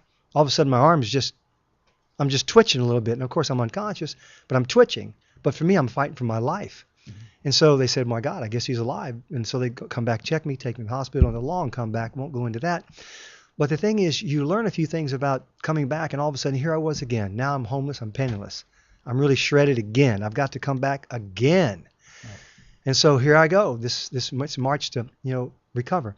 And so it's much more than motivation. It's putting all the elements together of being what I call a warrior, an invincible warrior. And that's part of my trainings, my Invincible Life Warrior trainings. And within these trainings, which I, have, seminars, and of course I have them online, they actually take someone through the very beginning steps, all through how you can actually internalize success in your life, financial success, career success, business success, personal life, relationship success, and of course, health and wellness success to overcome the odds. Not everybody needs to overcome a health problem, but again, as we both know, health problems are rampant and everywhere, and that's why our health is a first consideration always.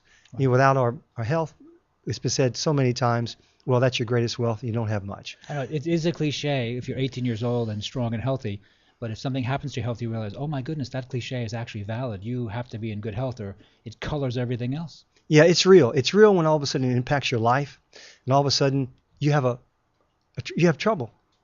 You can't function as you once did. You have upset, and we could go through an absolute incredible laundry list of issues of, disorders and dysfunction, and issues with a human body, heart disease, lung disease, abdominal disorders, gastrointestinal tract problems, autoimmune diseases. I mean, that's just touching the surface. Right? We're just touching the surface, right? Because this is a topic you and I could go for days on. At a minimum, we could spend days on this, and of course the remedies and methodologies and protocols to overcome them and empower your body and generate that strength I spoke about earlier, because your body's a generating factory. It's this generating organism where so much can be manifested to all of a sudden come back. There are practical things you must do, and sometimes emergency medicine is absolutely necessary. Oh, for sure. I mean, I believe in emergency medicine, saved my life. Right. All right? But at the same time, health has to be taken back into our own hands. And then a lot of people, they're a little fearful. They don't have the knowledge. They're confused. They don't know how. They need direction. Of course, there's so many sources of information as far as health and wellness. It sometimes gets a bit confusing. Sure. We talked about some of the early, people that we learned from before, Pablo Arola. Right, he was great. And we could talk about all the greats, that we had our first foundation with as far as understanding and learning about health and nutrition. And of course, those are valuable. But as far as the individual that, how do I do this? It's a journey, and it's a mission. And of course, it's really a mission without end. That because there's no one final understanding, it's always an understanding that continues to unfold, and you continue to learn and continue to see, and you forge your own path, ultimately until you reach eternity. Now, other than these wellness teachers who are important that you mentioned, when you were in a wheelchair, or maybe even 10 years before you were in a wheelchair, were there any motivational books that you read as a young man that you thought, oh, this is helpful, I didn't know these ideas, or I did know them, but they offered it in a very clear form? Are there any particular books or authors that you think, these guys helped me? I will say this. There was a very important individual, and it's a name that I'm sure you know well. Many people might know well. Her name was Helen Keller. Oh, Helen Keller. Oh, my goodness. And my mother, at some of our darkest hours, when we basically went to sleep hungry darn near every night, she'd pull the family together and we'd get together and say our prayers. She would tell us, certain stories as well. And she told me when I was very, very young about this woman named Helen Keller. She was blind. She couldn't hear. She couldn't see. And but the message was that we still had so much more than she, because we could see, we could hear, we could, see the sunshine, we could hear the birds sing. We had things that so much more than she had. So we had an opportunity, we had chances, but of course she was incredible, the magnificent power that she gave to life, with her so-called handicaps and deficiencies that she had. Well, she certainly turned those around. And I learned these lessons from a person like her, of overcoming the odds and never giving up and never letting your dreams die. And that's part of being a warrior. A warrior's dream never dies. And in my trainings, I tell people about and train people about being life warriors, and all the various aspects of being this human being, this person that can overcome. And certainly some of the message of Helen Keller are intertwined and interwoven within my trainings as well, because of so much she did. She guided, she counseled presidents. We both know that. She was incredibly impactful upon the world, and her message still lives today. And so if there was an individual that I remember that I will mention first, and among many, I will mention her, because that's some of my first earliest beginnings. And it really helped me come back and say, well, I've got some serious troubles here, but there are others with much more serious trouble than me, much dire straits, where people won't ever get out of that wheelchair because they don't have legs. I had 2 legs. They didn't work, but I had a chance. And if that chance was even just as small as a mustard seed, it was a chance. And I was going to make the darn best, greatest opportunity of that chance. And when you were in the wheelchair and your legs weren't working, how long were you in a chair and you just couldn't use your legs? Well, it took me 4 years to walk what I would say normally again. Actually, being in the wheelchair, it was. I got out on crutches and a walker within about 6 months. I was You're just determined that I was determined to get up. I really couldn't walk, but I wanted to move, and I knew I must move. You must move. Movement is vital. Circulation, oxygen to the cells is vital. Without oxygen, you die. You must move. That's a very fundamental aspect, Josh. We both know that. You have there's a lot of doctors of health, and one of those doctors certainly is movement and oxygen. There are many of them. Right. There's 8 primary ones. I won't go into it right now. Spend that time on it. I'm sure you know them very well. But I knew that I had to get up and have motion to move. This car accident occurred in East Germany. Yeah, it was East Germany. It was behind the Iron Curtain at the time. 1982, when the Iron Curtain was still up, passed through Checkpoint Charlie, which is that sort of, incredible passageway from the free west side to the dark, cloudy, scared, worrisome east side. Police state of East Germany, right? Gestapo-like situation that's over there. Of course, it's very beautiful over there, and at that time you could get a very temporary sector visa to go across, which I did. And so, but it was a very different type of a life back then. Back then, it was only basically 20 years, just 2 decades after the Iron Curtain had gone up. And so it was a very interesting time back then. And but thankfully, my life was, spared at the time. I got some help. And how long were you in the East German hospital? I was there about 3 months. And so, of course, I got back to Germany, where I had been working for a short period of time on this short assignment that I had out of my corporation I worked for, a company I worked for in New York. And I was only supposed to be there a short period of time, but it lasted a little bit longer. And then all of a sudden I had this accident, and then, oh my God, everything changed. So when you went back to West Germany, what did you do next? Well, it was still more rehabilitation. I had some friends that were there, had the company I worked for that were there as well. And so, but I had to get myself well enough to be able to get transported where I could have my bearings together to get back to New York. And on to New York, I finally got back. I got back to Los Angeles. And then from there, it was just a long, long, long journey of coming back without very few support systems. But again, I wasn't working, and everything wasn't cared for and covered. I didn't have unlimited insurance or anything like that. So I was financially pretty much destroyed as well. So it wasn't just a physical comeback; it was a financial comeback. Sure. And so today in so much of my business, I'm a consultant. for corporations with Fortune 500 companies. Well, at this juncture, Steve, we're speaking with Steve Jennings, who is a motivational speaker, author. You're listening to us today on Here's to Your Health on the LA Talk Live Transmedia Network. Again, Steve's been a guest on my show before. Steve, give us all your contact information at this juncture so we just have it. Well, first of all, you could just go to stevejennings.com, and there, or eternalwisdoms.com. You go to either one, and you'll gain a lot of information. You'll know how to be in contact with me, and of course, sign up for certain things that you may care to participate in, programs, courses, things like this, seminars, individual trainings and coaching when available. And that's generally how to do it that way.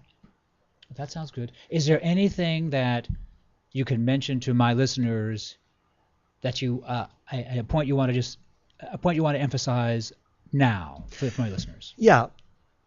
We've heard it so many times in our lives. You got to keep trying, never give up. Right. Well, those will become much more than just words that we've heard all most of our lives, never give up, have determination, have never-ending dying, effort and this things of this nature. But the thing that they must understand is that when you move in faith and you move forward with each step and you don't quit and you understand the awesome power of never giving up on your dreams, there is power there. But most people, they fall short. They give up. They quit. The effort dies out. If people don't quit, if you never stop, if you find a way out of no way by not quitting, then you'll understand. That's one of the rules. I've got 8 primary rules, and one of them is bad enough. You've got to want something bad enough. It sounds simple, but when you want something bad enough, you will find a way.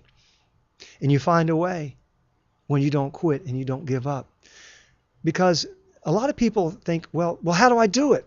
How do I do it?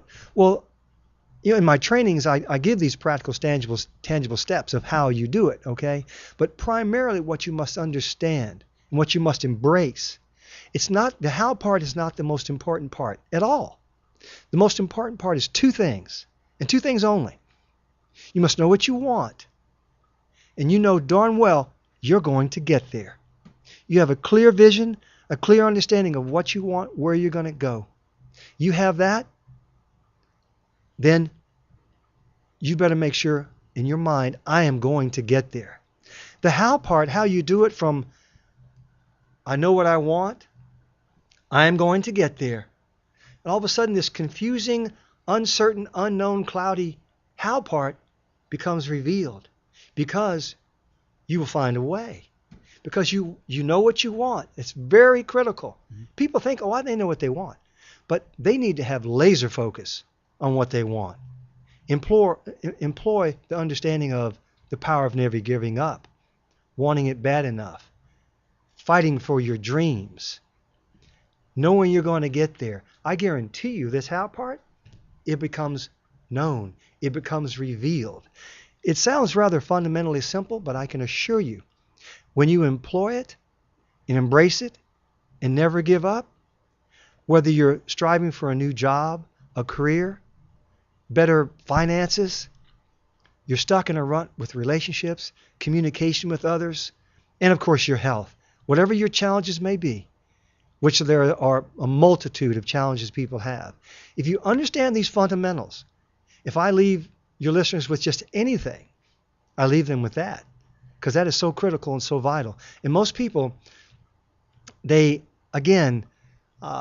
may sound too simple, but the simple things in life can be the most powerful things in life. It's all simple after you know it. It's all simple. Yeah. Steve Jennings, it's been a great pleasure having you as a guest on Here's to Your Health today. I hope to have you back.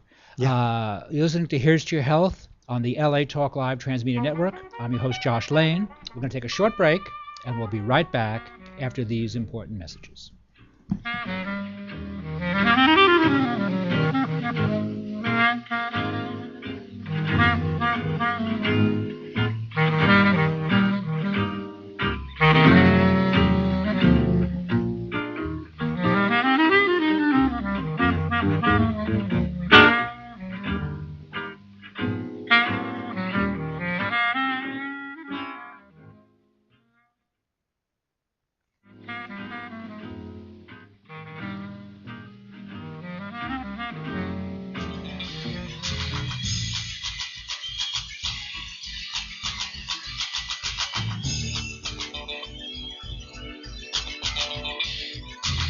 Hey, shout us out. What's the count? I'm your host, Ferran Dozier. I'm inviting you to join me on WDC Radio every Monday at 11 a.m. Pacific Standard Time as we discuss community topics around health, sports, and entertainment. So don't forget to shout us out. What's the count? On WDC Radio, only on LATalkLive.com. You can also catch us on iTunes Radio, R&B, or watch us on Ustream.tv. Reality radio, handcrafted for your listening pleasure. This is LA Talk Live, and we're more than just talk. What's the count?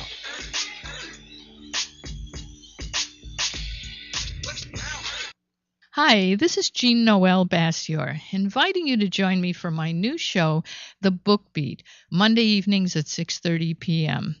I'll be talking to authors about their latest book so you can find a fantastic read. But more than that, I'll be talking to experts about how you can write your own book and get it published. So tune in on Mondays at 6:30 p.m. exclusively on latalklive.com. And remember, you can catch us on iTunes Radio R&B or watch us on Ustream TV. Reality radio, handcrafted for your listening pleasure. This is LA Talk Live, and we are more than just talk.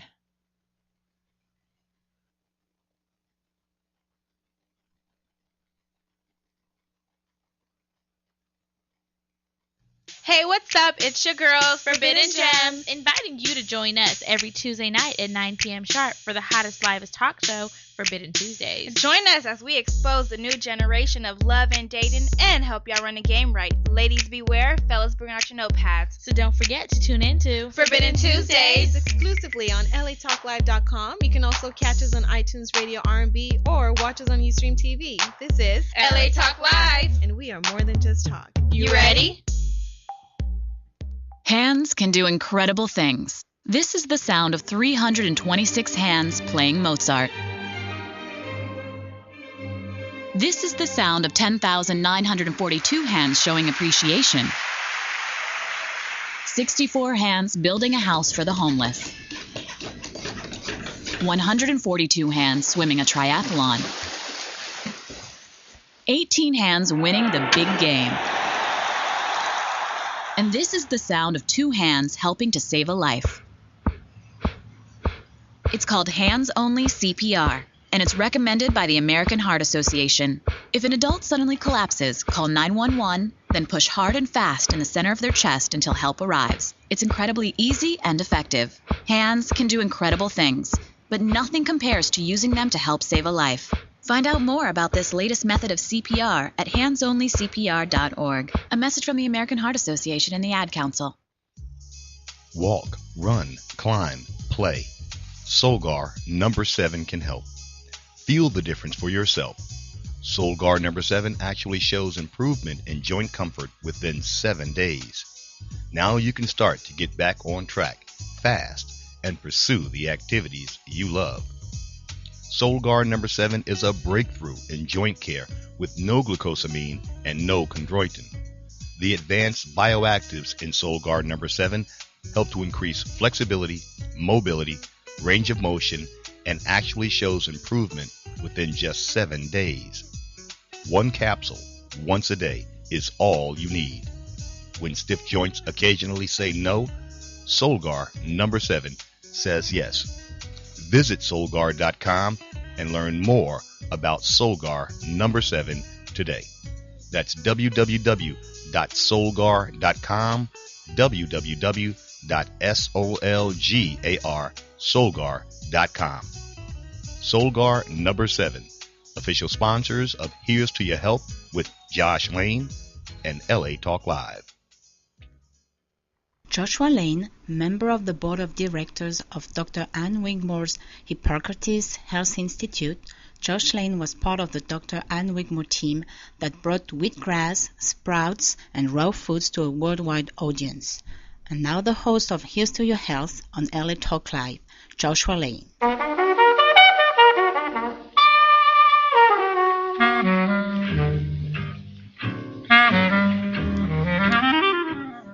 We're back. Thank you for tuning in to this edition of Here's to Your Health on the LA Talk Live Transmedia Network. I'm your host, Joshua Lane. Our next guest is one of my series regulars, Shoreh, who is a PhD and a registered pharmacist who has developed these important supplements, Anti-Aging Institute of California, and really intelligent formulations. And it's a great pleasure to have Shoreh back as a guest on Here's to Your Health. Thank you, Josh. Hello, everyone. It's a pleasure to be here. I'm so excited, and I keep learning more about you, Josh. With everything you've done, I think I should take another degree just learning about what you've done. Well, thank you. Thanks for saying that. Thank you very much. Thank you. Well, this is a wellness show, and what I need is intelligent wellness talk. And so really, I'm very happy to have you on because I like your scientific background.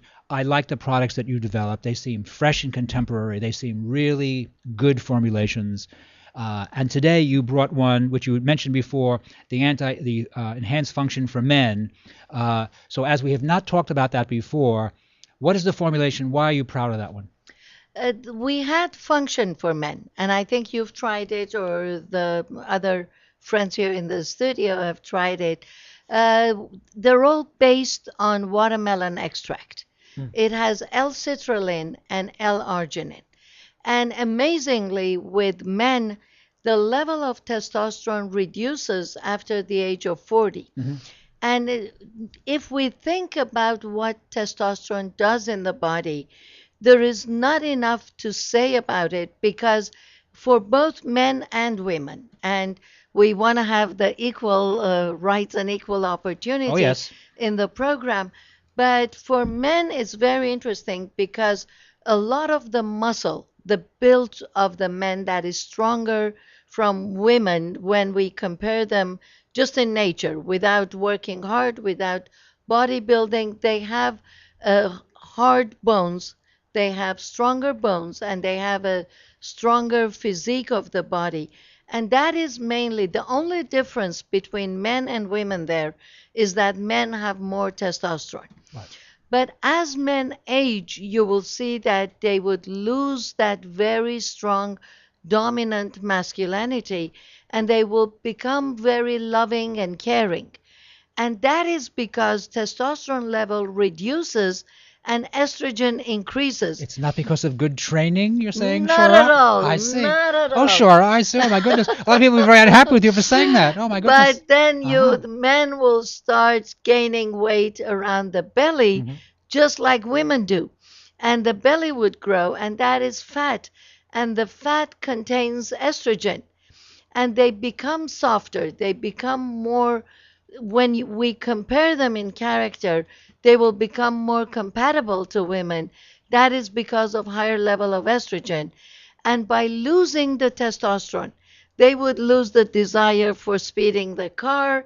They would lose that all high testosterone, testarossa, whatever you put together, that combination. The problem with that is depression. The problem with that is anxiety. The problem is losing muscle mass and losing bone mass and losing that will for life and that zest and that excitement that when men are 19 at the peak of testosterone, you can see that they're so vibrant, so lively.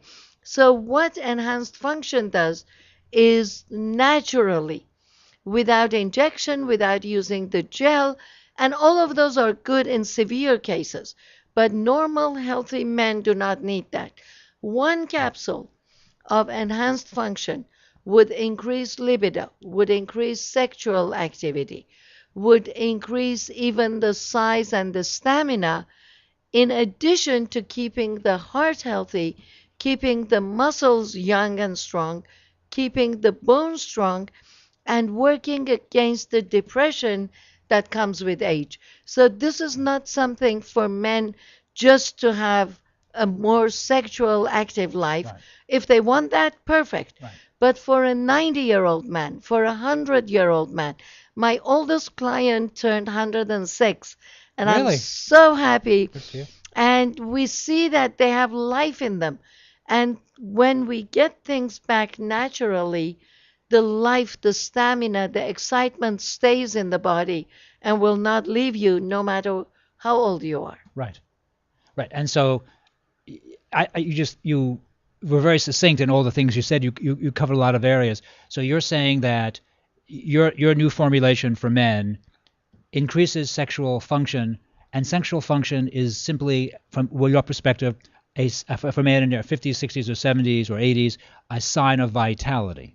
It is a sign of good cardiovascular system. Mm-hmm. You know better than I do that for a man to get excited to have an erection, they need a good blood flow. Yes. So if there is a problem, right, exactly, it's really a question of blood flow. So therefore, when someone is using like Viagra, that does not really address any fundamental issues. And of course, there are terrible downsides to using Viagra. It works, but it works the one time they are taking it, mm-hmm. and because of the nitric oxide that it generates in a high dose, it is actually difficult if the arteries are not strong enough to handle the pressure. Mm-hmm. That is why some men will go blind, because the microvascular cannot tolerate the pressure of the strong blood flow. Right. Or maybe strokes or different cardiovascular problems.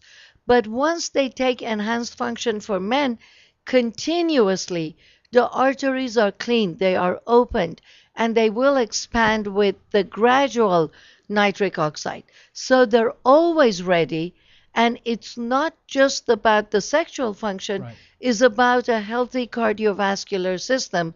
It's great for memory. The reason it's good for memory is because it increases the blood flow to the brain.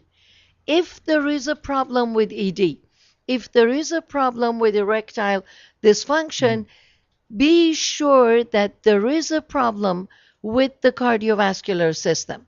Please check it. Don't let it go. Don't just say, okay, Viagra will take care of it. It does not.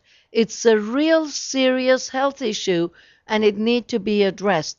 With using one safe capsule of enhanced function for men, it's very easily taken care of at any age, because there's no danger of that mass blood flow and that sudden expansion.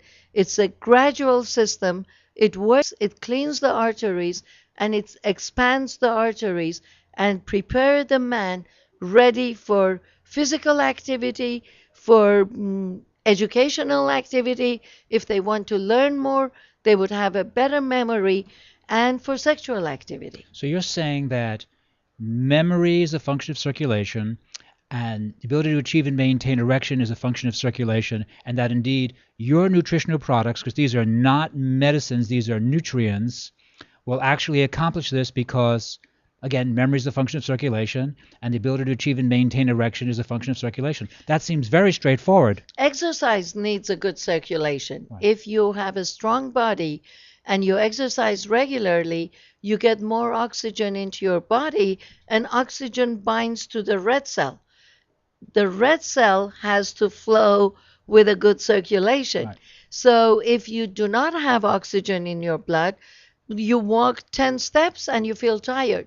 You cannot run, you cannot exercise. So once you have a good supply of oxygen in the bloodstream and you have a good circulation, you can exercise more. If you exercise more, you're healthier for sex.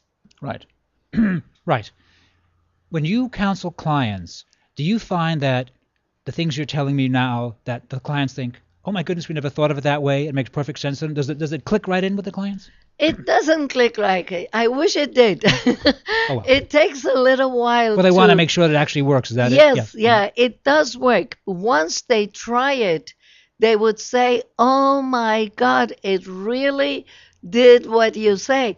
And I tell them all the time, it doesn't do what I say. I make it do what I want it to do. Right. So it's the other way around. I sit there for hours and hours and I formulate a product that would do what it's supposed to do. But it's difficult to explain that. Once they take one capsule, they will come and say, I have more energy. I can exercise more. I can walk more. I'm not tired. I have a better sex life. I have a better memory. And then they say, it really does what you said. Of course, it is meant to do what I'm saying. Right. Right. So it works the other way around. So let me ask you then a kind of an open question here. On this formulation for men or for women, the average, there's no such thing as an average person, but would a person see results in a week, 2 weeks, a month? I mean, what is the rough time frame in general? Right away. Right away. Right away, because L-arginine and L-citrulline stimulate the production of nitric oxide. Nitric oxide makes you happy, makes you laugh. So for all women who have grumpy old husbands, which is, I think, a lot of women really. Grumpy old men, the level of testosterone is low and they become grumpy. It's serious. No, right. They're not happy. Right. They're angry. They're depressed. They don't have that zest for life. Nitric oxide makes men happy, makes them energetic. So as soon as they take the first capsule, it starts working. After 1 week, of course, they would see a much stronger result. Right. After 1 month, they would see a much better result. Gotcha. Because continuously it's working. And we tell them, take this for the rest of your life. It doesn't matter how old you are. If you are 100 years old today, you can start taking it, and up to 120, you don't know how long you're going to live. Right. So be healthy, be happy, be cheerful. Don't be miserable and angry and with no energy and no zest for life. So you can do it. It's very easy. Try it. It works. Sure, Ershadi, you're quite remarkable. And for my listeners just tuning in, give me your science background. I have a degree in pharmacology. Then I went to England. I went to medical school at University of Newcastle. I got my PhD in clinical biochemistry, major in endocrinology. I've been in the United States for 29 years after England, and I've been director of clinical laboratories. And most of the work I did was with patients. And I was trying to figure out why some people get sick. Young people get sick. Children get sick. It's not something that we're not familiar with. Right. But some people are healthy. Some people are healthy till the age of 90 or 100. Right. And we checked for this, and we found out that people with more CoQ10 are healthier all the way along. Really? So, and that was my first product. And just for fun, I put anti-aging on the bottle. And I've told you this, I gave it to my mom, I gave it to my sister. I started taking it, and that's how Anti-Aging Institute of California was founded in the year 2000. I was doing my clinical lab work, but then this took over, and it was so exciting that I sold the lab and worked full-time since 2000. Doing anti-aging, and it's working great. I'm 95 years old, and you're very youthful for 95. You're very, I very look youthful. good. You're very youthful. No, but I look good for my age. No, you do, because you follow your own advice. Is that it? I do, and I stick to it because, Josh, I do not want to get old. Right. I'm fighting it. I want to stay alive. I don't have problem with aging, but I don't want to have the symptoms of aging. I want to age like I'm 25 for the rest of my life. And my son just turned 32. Aha. So that gives it away. That gives it a little bit. Now, also, besides all your products, you have a green coffee bean, which is very popular. Yes. And I'm happy to see that you have green coffee bean, because in my own mind, that makes me think, oh, it must be a valid product, green coffee bean. Very valid, not just to look good. It's perfect to look good. And I'm all for that. For men, women, young, old, everybody should look their best. Right. But it's a health issue. And the recent findings on green coffee bean is extremely important, especially for diabetics. Because what green coffee does, which actually roasting the coffee destroys the enzymes that are inside the green coffee, and they are healthy and active. Green coffee binds the enzyme in the liver glucose 6-phosphatase, which generates glucose and increases the amount of sugar in the blood and in the body. So once you take 1, 2, or 4 capsules of green coffee bean, glucose 6-phosphatase is bound, it's inhibited, and it cannot generate glucose. Therefore, for diabetics with high blood sugar, the amount of sugar drops. The study shows that people with gestational diabetes, people with continuous high blood sugar, have 7 times more possibility of having pancreatic cancer, and 7 times more chance, or I should say lack of chance, of getting breast cancer. So we see that glucose is related to our health, and we want to maintain glucose less than 80 milligrams per 100 ml of blood when fasting, and it's easier to do an A1C test, which shows the average of 120 days of blood sugar. So if you want to know what your blood sugar has been for the past 120 days, one test of A1C will show. And keep your A1C less than 5.6. If your A1C is less than 5.6, I'm happy. I'll let go. That A1C test, that's a blood test done at your physician's office. It's done on red blood cells, and red blood cells bind to glucose. So because the life of red blood cell is 120 days, it shows the average of sugar in the blood for the past 120 days. Is that A1C test, is this a relatively new test? Not really, no. It's probably about 20 years. My professor in Tehran University found and established the A1C. Professor Rabar was the name, and insurances pay for it. So if you have an insurance, go do the test. So it's a valid test, and most contemporary physicians would know to do that test? Everyone should know. If they don't, you please ask them. Tell them you want your A1C. A like apple, number 1, C like cat. And if I began to use green coffee bean extract, and I waited, how long would it take for the effect of the green coffee bean extract to show up in my blood work? Is it 90 days, 120 days?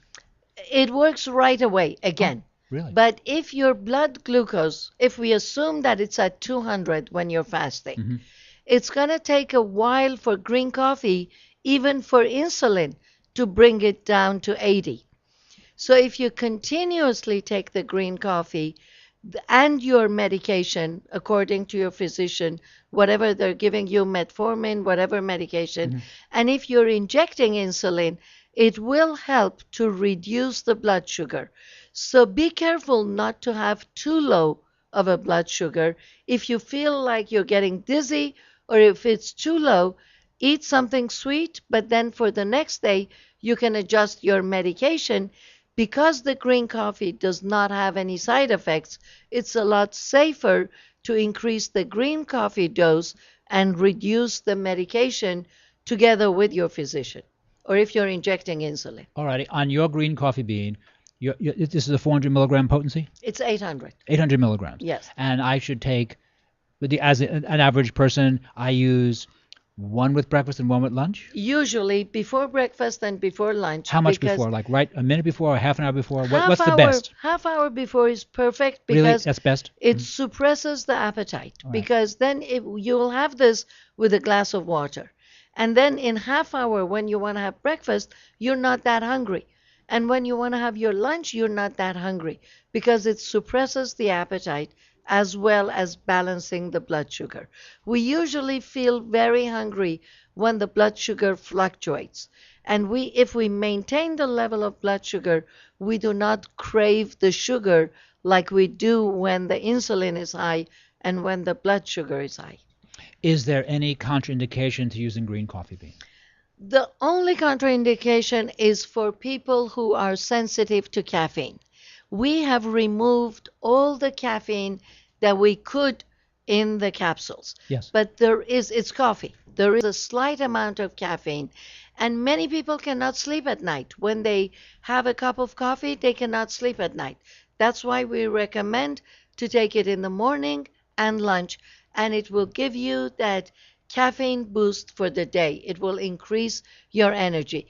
But if you're by any chance sensitive to caffeine, I won't recommend for anyone to take it. Well, information is actually very interesting on green coffee bean because not only am I using it for weight control, but for blood sugar issues, it's very important. And a lot of people have blood sugar issues. That's pretty common. Yes, and usually with gestational diabetes or with type 2 diabetes, usually people are overweight. There are very, very slim, skinny, healthy people who have high blood sugar. They exercise regularly, they maintain the blood sugar, but even for them, it's good to use the green coffee bean and reduce the medication because there is no side effect for all the years that green coffee has been tested. Wow. And if, let's say, a person is, by their own opinion, they're too heavy, and they take the green coffee bean, male or female, how long before they start to notice, oh, yes, I've dropped a pound or 2 or 3 or 7 or whatever? It is amazing because I tried it, and I don't know if you can notice from the previous time I was here, I've lost about 6 pounds. It's actually, I thought you looked good last time you came, and you look good this time, so I actually truly had not noticed. Thank you. That's okay. But it works, and it works as we are aging because it's very difficult to lose weight. It's a lot easier to lose weight when we're younger. Mm-hmm. We exercise, we won't eat, the weight goes off. As we get older, over 40, it is extremely difficult to lose that extra weight, especially for menopausal women. So it helps with blood sugar, and it has a very strong anti-inflammatory effect, which is perfect, and I love that, and I take it more for the anti-inflammatory effect because when I wake up in the morning, I'm not puffy. I feel like I'm not swollen, I don't have water retention, everything is gone, the weight is gone, and that extra fluid and extra puffiness is also gone. Well, it works. Fantastic. Shoreh Ershadi, how do we get in contact with you? How do we get in contact? The website is Before You Age, letter B, number 4, letter U, age.com, Before You Age. I would like to ask all our friends who are listening to the program to go to Facebook and go to Menopause Maggie and like Menopause Maggie on Facebook. You will see incredible pictures of Maggie with all the menopausal symptoms, and she's becoming so popular. We have over 3,000 likes in a few days. Well, and it's very, very educational and interesting. Go there, check it out, have a good laugh, and share your experience of menopause, your experience of weight loss. Because, Josh, something that I found very difficult, it was difficult for me to talk about enhanced function for men. It was difficult to come on the radio and talk about, erection problems. Right. It's difficult to talk about menopause. We had a sticker that we put on the boxes with a picture of pomegranate, and it said, "Don't pause." And women called us and said, "Don't use that sticker because the package is coming to my work, and I don't want my coworkers to know that I'm menopausal." Oh, right. And one lady told me, "I'm dating. Don't even go there. Don't even mention it." This is part of our life. We can be menopaused, we can be overweight, we can have diabetes, and we can date, and we can be healthy, and we can have a good sex life, and we can talk about it. It took me a while, trust me. First time it was so difficult to come and say menopause. Oh my God, what is this? But we need to know, both men and women, and we need to know about our husbands, we need to know about our wives, our partners, our friends, and we need to talk about health. There is no problem to be menopausal. We have clients that are menopausal at 32, either through surgery, hysterectomy, and removing the ovaries. Right. Before, when they would do hysterectomies, they would leave the ovaries. Because the ovaries turned to become cancerous, the new recommendation is to remove everything. So they remove they do the hysterectomy, they remove the ovaries, and very young women are left with hot flashes, with symptoms of menopause, and they're embarrassed to talk about it. Oh, sure. Oh, God, yes.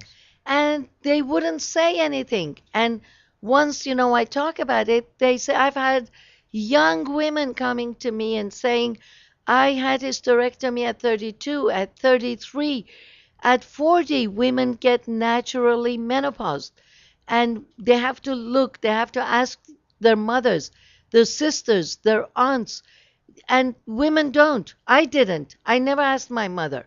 And I thought, okay, I've learned about it in medical school, and yet it hit. And I didn't learn in medical school, and I hadn't asked anyone. And I was, oh my God, what am I going through? And I started reading about it. And then I put this formula together called Don't Pause. Don't pause your life. Don't pause for menopause. Just take it, take Don't Pause, and feel great. Well, sure, Sardi. Once again, a remarkable discussion. I really appreciate you having on Here's to Your Health, and I hope you have again very soon.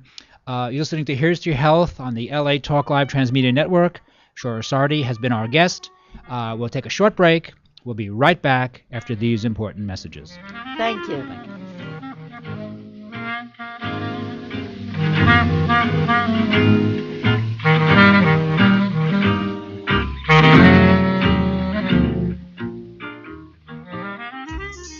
Walk, run, climb, play. Solgar number 7 can help. Feel the difference for yourself. Solgar number 7 actually shows improvement in joint comfort within 7 days. Now you can start to get back on track fast and pursue the activities you love. Solgar number 7 is a breakthrough in joint care with no glucosamine and no chondroitin. The advanced bioactives in Solgar number 7 help to increase flexibility, mobility, range of motion, and actually shows improvement within just 7 days. One capsule, once a day, is all you need. When stiff joints occasionally say no, Solgar number 7 says yes. Visit Solgar.com and learn more about Solgar number 7 today. That's www.solgar.com, www.solgar.com. Solgar number 7, official sponsors of Here's to Your Health with Josh Lane and LA Talk Live. Hi, this is Dr. Levi, your fitness doctor, making a personal house call, inviting you to join me Wednesday at 10 a.m. Pacific for my all-new show, The Dr. Levi Show. Join us as we discuss fitness, health, and well-being, including emotional and spiritual health. So don't forget to tune in to The Dr. Levi Show every Wednesday at 10 a.m. Pacific, exclusively on latalklive.com and the Talk Live Broadcast Network. You can also catch us on iTunes, Radio R&B, or watch us on Ustream.tv, or catch us on the Live 365 network, and now on Radio Flag and Stitcher Radio. Reality radio handcrafted for your listening pleasure.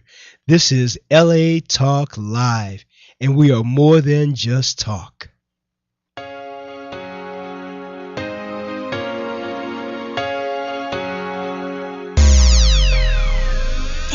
People, it's Jennifer Tapia from StarCam. You guys might know me from the red carpet, catching up with all the stars, but guess what? We're bringing the red carpet to the radio right out here on LA Talk Live.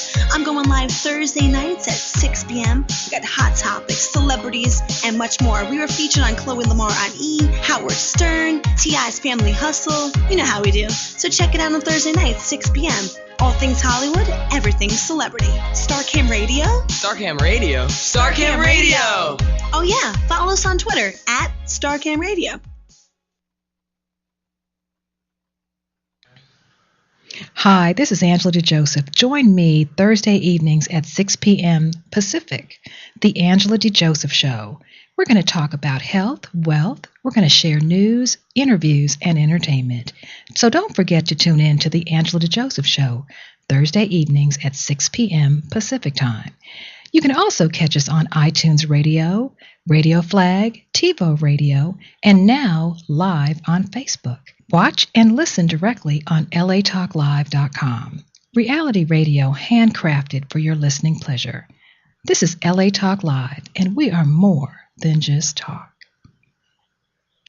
Hi, this is Dawn Christie inviting you to join me every Friday, 1 p.m. Pacific, for my all-new show, The Dawn Christie Show. Join me as I discuss love, spiritual readings, your purpose, why am I born, what am I here to do. So don't forget to tune in The Dawn Christie Show at 1 p.m. Pacific, exclusively on LA Talk Live. You can also catch us on iTunes Radio R&B or watch us on Ustream TV, reality radio, handcrafted for your listening pleasure. This is LA Talk Live, and we are more than just talk.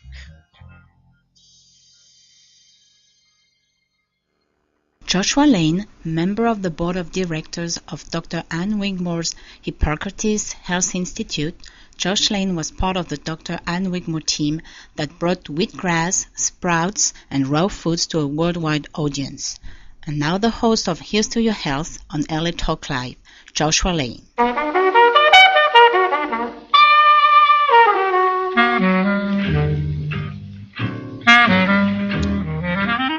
We're back. Thank you for tuning in to this edition of Here's to Your Health on the LA Talk Live Transmedia Network. I'm your host, Joshua Lane. And my next guest is the educator for Now Foods. Now Foods, a supplement manufacturer and a food manufacturer, been around, I think, since the 1960s, one of the original of the natural foods companies from the 60s. Great record of innovation. Rich Tirico, thank you very much for being a guest today on Here's to Your Health. Thank you, Josh. Great to be here. Pleasure to have you here today. Yes. So you are now working, you've been in the profession for a long time, but you're working now for Now Foods. And Yes. How long has Now been around? Wow, since 1968. Right. It's been 45 years now. And this is our anniversary this year, 45 years. Started all with Fern soya protein. And, right. Evolved, if you've seen that. Sure. And, I remember Fern soya, for Fern sure. soya, Mhm. soy protein, soy foods. And now has evolved to personal care, sports nutrition, vitamins, foods, over 1,400 products. Wow. Wow. And you do many things, but certainly you do sports nutrition very well. Thank you. And one of the products that you have, I noticed, you have L-glutamine powder. Now, everyone knows about L-glutamine, or many people do, and it's one of the most popular of the sports nutrition products. Can you give me a rundown on why I might want to use the Now L-glutamine powder and what it does for me? Sure. L-glutamine powder is becoming very important these days. Years ago, we used to take something called branched-chain amino acids, which Right. we still have and we Right. still carry. Glutamine makes it that much easier to recover. So basically, when we train, when we exercise, we break down our muscles. What happens? The muscles craving branched-chain amino acids, and also we've learned now L-glutamine. So by supplementing with L-glutamine, we basically prevent muscle breakdown. Mhm. At the same time, it helps support our intestines. So we recover faster, we're less sore, we can go and do it again the next day. And also by regular supplementation of L-glutamine, you don't break down as fast during your exercise. So you're not as sore the next day. Uh-huh. So. And how much? And L-glutamine is an amino acid. It is an amino acid, and you can use it. You can use very little of it with great results in capsule. But we now have it in powder because most prefer to use quite a bit of it. As a matter of fact, 1 rounded teaspoon gives you 5 grams. So if you were to take, for instance, 5 grams before you work out and 5 grams afterward, that would be sufficient. But I've also heard of others who load L-glutamine up to 5 times a day with each meal, 20 grams.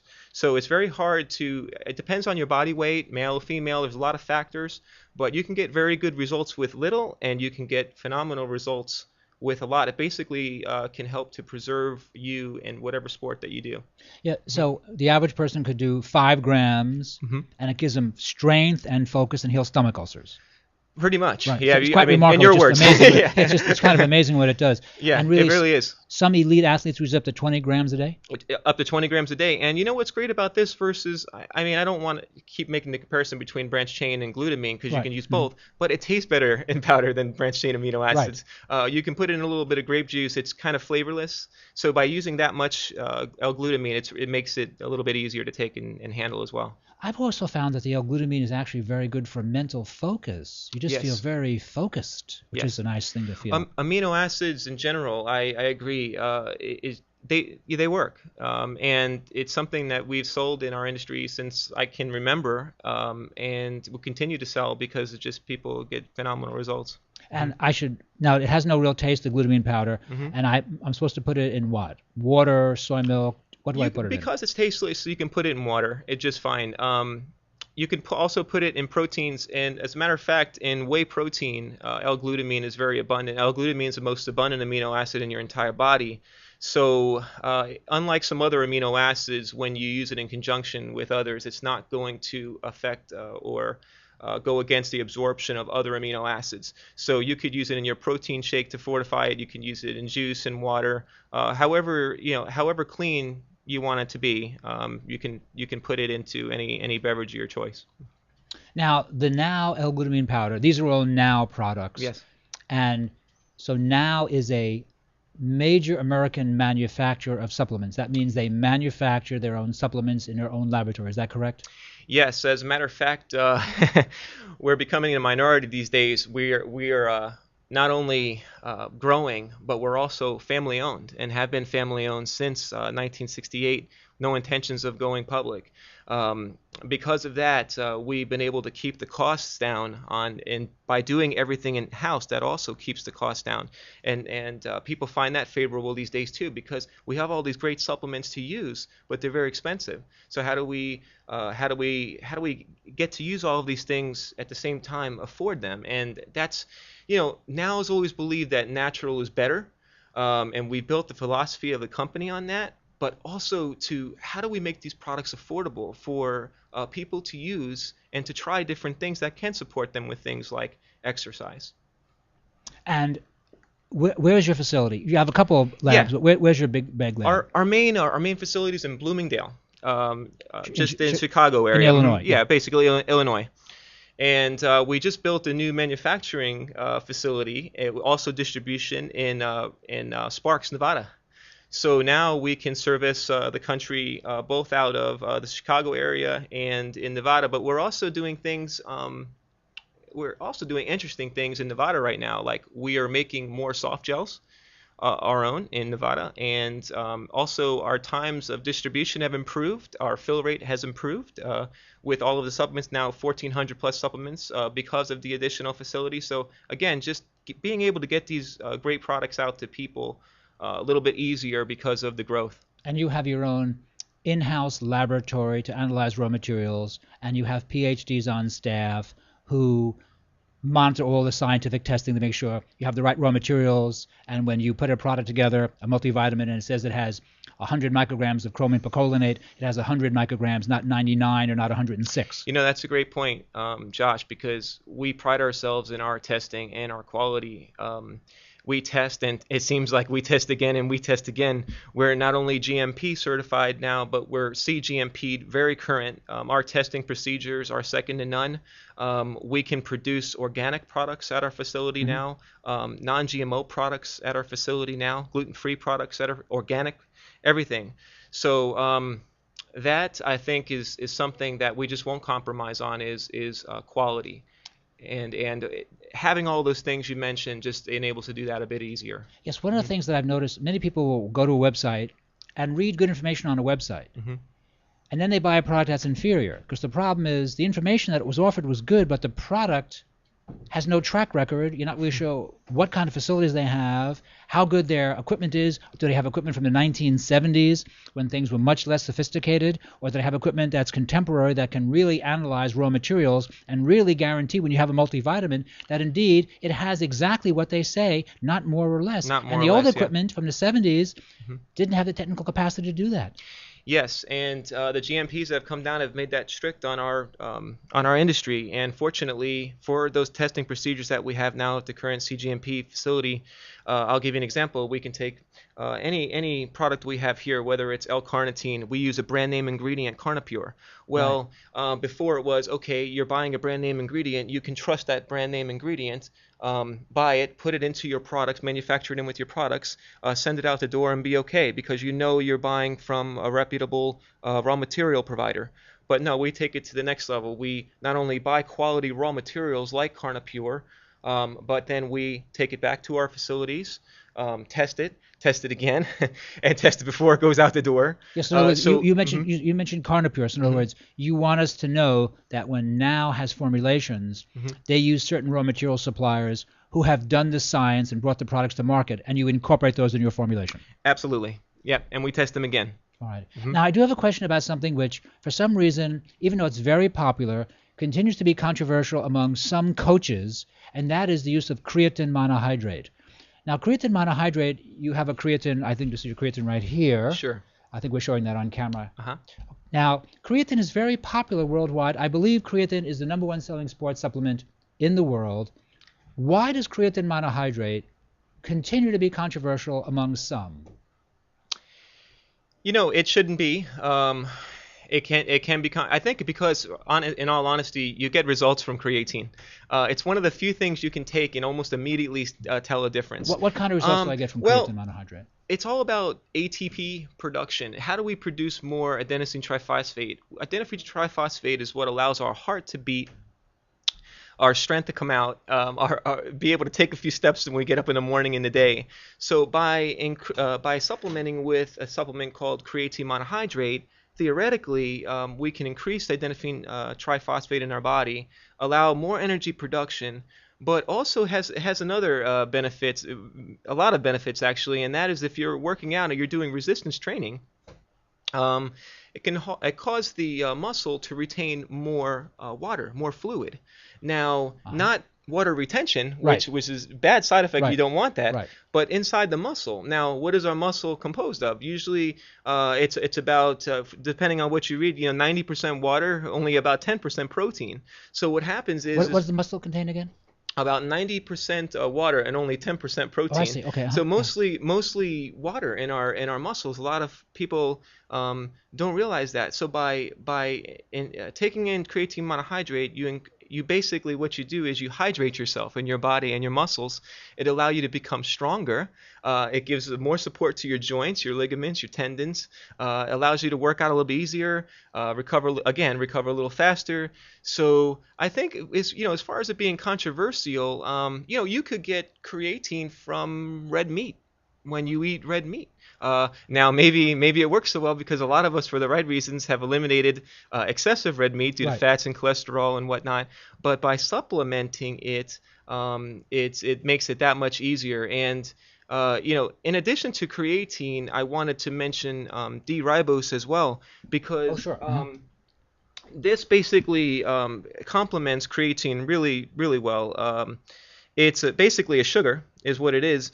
And when you combine it in the cycle with creatine, it not only helps with starting that whole cycle of ATP production, but it comes in convenient wafers. You chew them like it tastes like orange juice, and combine it with the creatine. Now you just have this whole cycle that allows you to allows most people use to become a little bit stronger, recover a little bit faster, and so. You get results, and that's what I think why it's controversial, but very safe. No hormones, nothing that'll test positive for any drug tests or anything like that. I believe it's permitted by just about every, including Olympic activity, NFL. Everybody basically uses it with very good results. I do have one question about the creatine monohydrate. Sure. Creatine. What is the suggested dose for, say, someone your age who wants to be a better athlete? How much do I need? Before there was when it first came out, the big thing was let's load this creatine, let's get it in our system, 5 times a day, a lot of it, and then later on, more research came out, and they're still studying it, of course. It found that you don't need 25 grams of creatine. You could use, again, the same thing like glutamine. 5 grams before you exercise, maybe about an hour before, right after another 5 grams. So I would say at least 10 grams to get a result. 10 grams? Okay. Yeah, 10 grams to get a result, but not really necessary to load it into your system unless you just are really after strength and size very quickly. It doesn't matter about the quality of the muscle. You just want to be as strong as you can, as fast as you can. Don't recommend it though, because it could affect whenever you increase body weight that quickly. It could have an effect on your joints and then cause injury. That's the thing you have to be careful about with taking too much creatine. On the creatine monohydrate, 5 to 10 grams. And what will I get in a month? What if you, let's say you've never taken creatine, and the very first day you're taking creatine monohydrate, what will you see in a month, Rich? You tell me. And what do you see in a week? What am I going to get if I take it?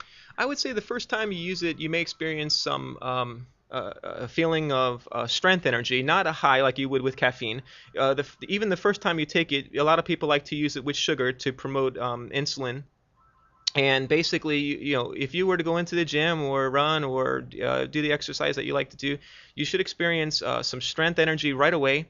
And then over the course of, say, a couple of weeks, you might notice a little bit of weight gain, but good. Not in your waist. Yeah, not in your waist. In your muscles, in your shoulders, in your quadricep. In the right areas, because it's contrary to what some people believe, I don't believe it holds all that much water retention between your skin and your muscle. It's mostly in the muscles, especially if you don't overdo it. It does really give you arms and chest and legs, doesn't it? Yeah. It's amazing, isn't it? It really is. It really is. It's one of those supplements that works, and I think strength, to answer your question, I would say within about a month, it's not uncommon for someone to experience about maybe 5 to 10 pounds of weight gain. At your size? At my size. And can I ask how tall you are? Yeah, I'm 5'7". And what do you weigh? I weigh 195. And so theoretically, let's say you've never taken creatine, which I'm assuming you're taking all this stuff, but let's say you haven't. So let's say you were 180, and you take the creatine. Theoretically, in a month from now, you'd be 5-6 pounds heavier? Yeah, I'd say about 185. 186, and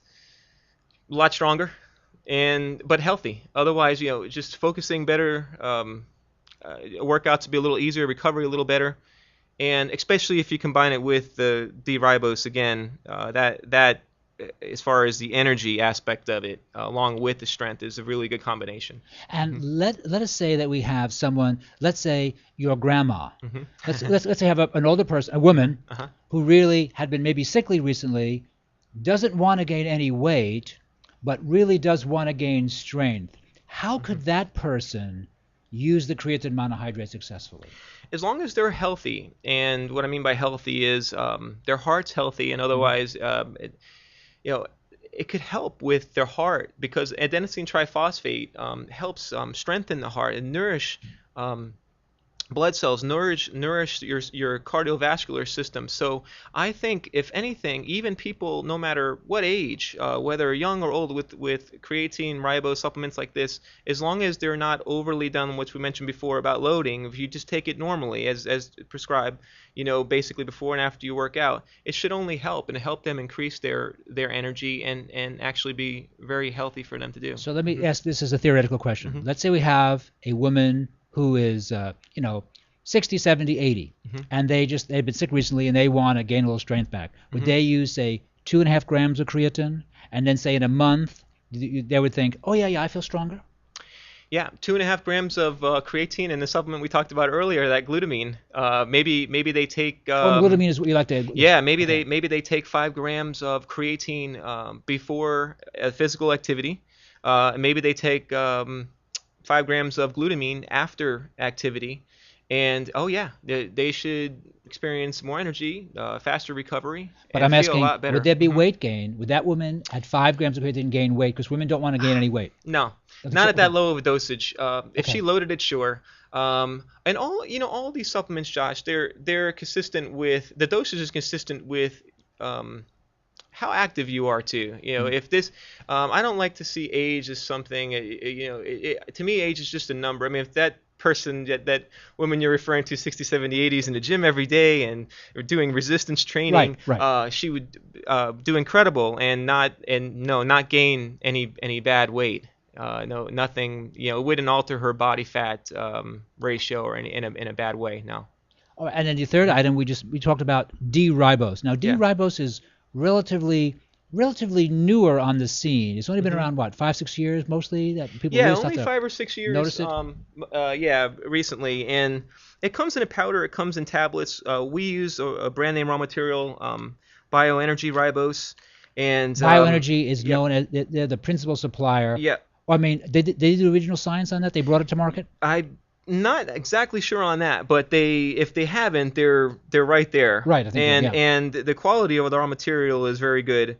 And again, and you want us to know now. Wants us to know that Bioenergy. I mean, you put it right on the label, right on the front. Yes. Okay. Absolutely. Because what we try to do is we try to source the best quality raw material we can, and provide it to our customers at the best prices.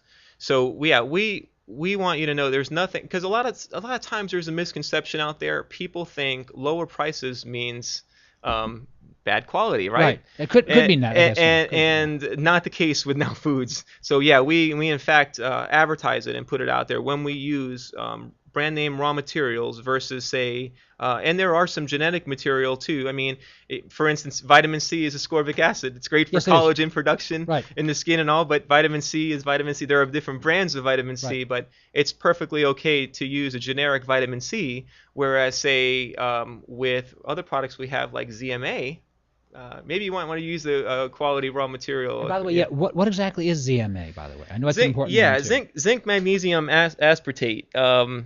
Zinc magnesium aspartate. And again, that's another product within the last few years that's come aboard. I really like this product, Josh, because ZMA. Yeah, because someone first turned it on to me. They said, "Oh, it's going to increase your testosterone production." And of course, I'm trying to build a little muscle, stay in shape. Not as I used to compete many years ago, but now I just want to stay in shape and feel good and feel strong. And I said, "Okay, I'll try it. It's safe. It's zinc magnesium aspartate. What else? There's no hormones in this." So I took 3 as recommended on the bottle before I went to sleep at night, as recommended. And I didn't know that I would get such a great night's sleep. Oh, really? And and it turns out that many people are really deficient in magnesium. And perhaps, just perhaps, maybe I'm one of them or was one of them before ZMA.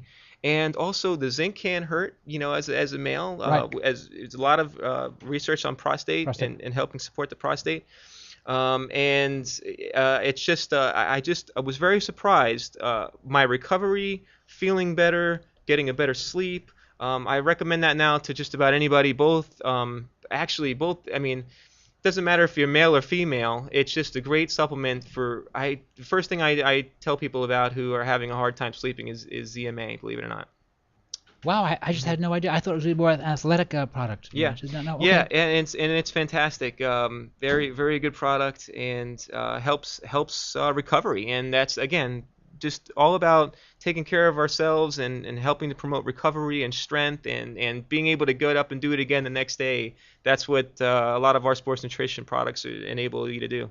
Well, what else do you have? Is this whey protein isolate? Yeah. Is this a new flavor? Yeah, that's a toffee caramel flavor. We also have cookies and cream. And one of the great things about our Now sports products, and I just wanted to mention, is that we use stevia. We don't use artificial sweeteners. Good for you. A lot of these products through the years have gotten a bad rap as artificial because of their artificial sweeteners, like aspartame.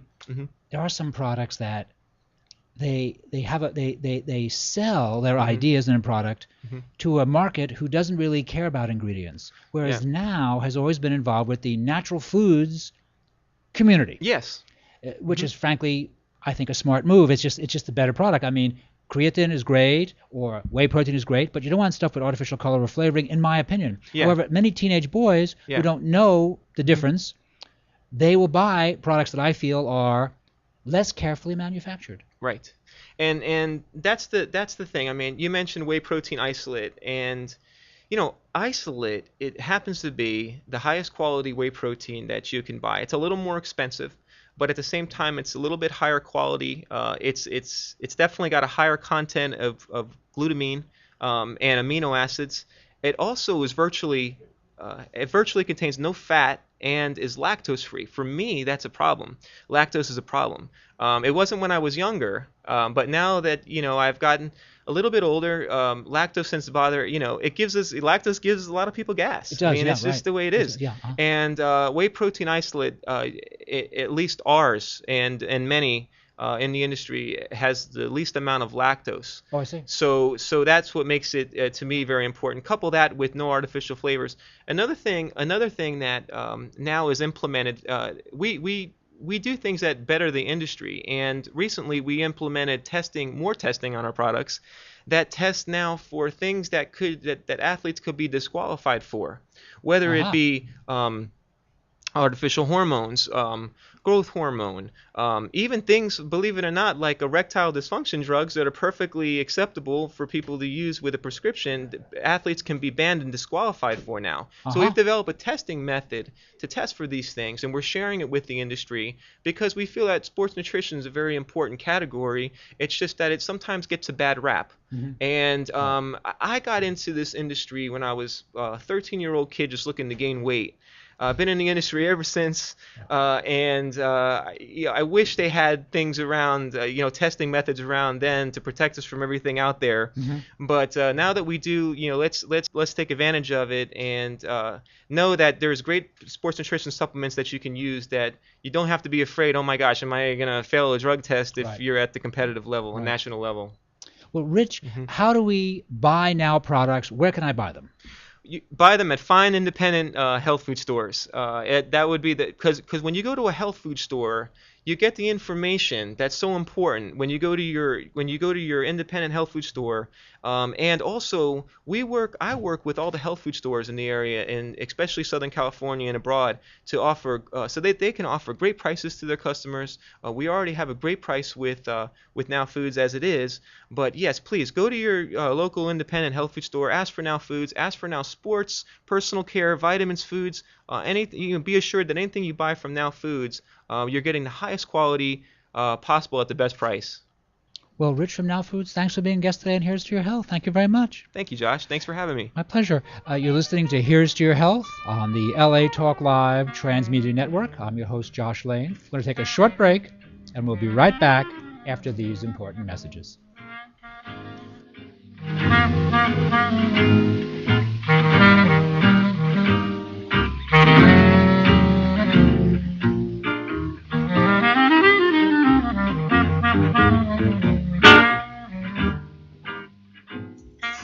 Walk, run, climb, play.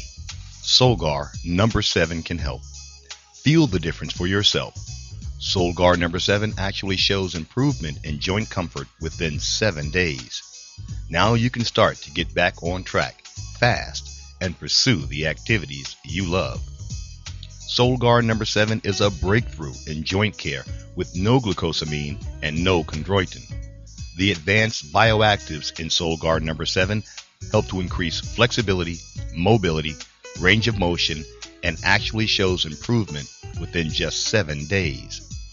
One capsule, once a day, is all you need. When stiff joints occasionally say no, Solgar number 7 says yes. Visit Solgar.com and learn more about Solgar number 7 today. That's www.solgar.com, www.solgar.com. Solgar number 7, official sponsors of Here's to Your Health with Josh Lane and LA Talk Live.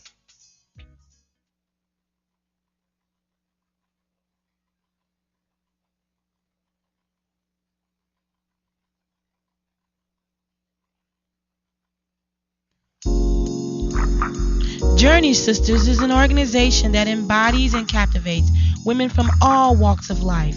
Our membership includes 44 women that are constantly growing in the areas of personal development and community involvement.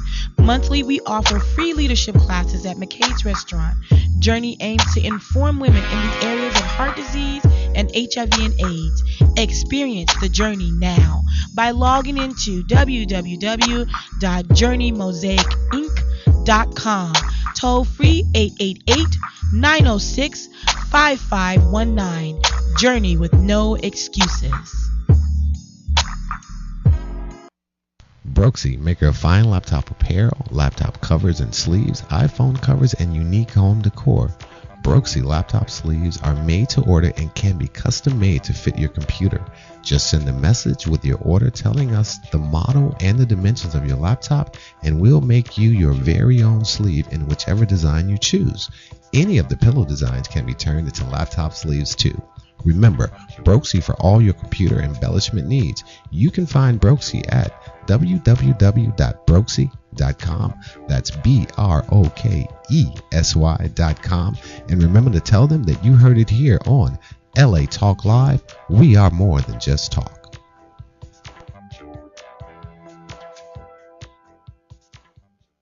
Joshua Lane, member of the board of directors of Dr. Ann Wigmore's Hippocrates Health Institute, Josh Lane was part of the Dr. Ann Wigmore team that brought wheatgrass, sprouts, and raw foods to a worldwide audience.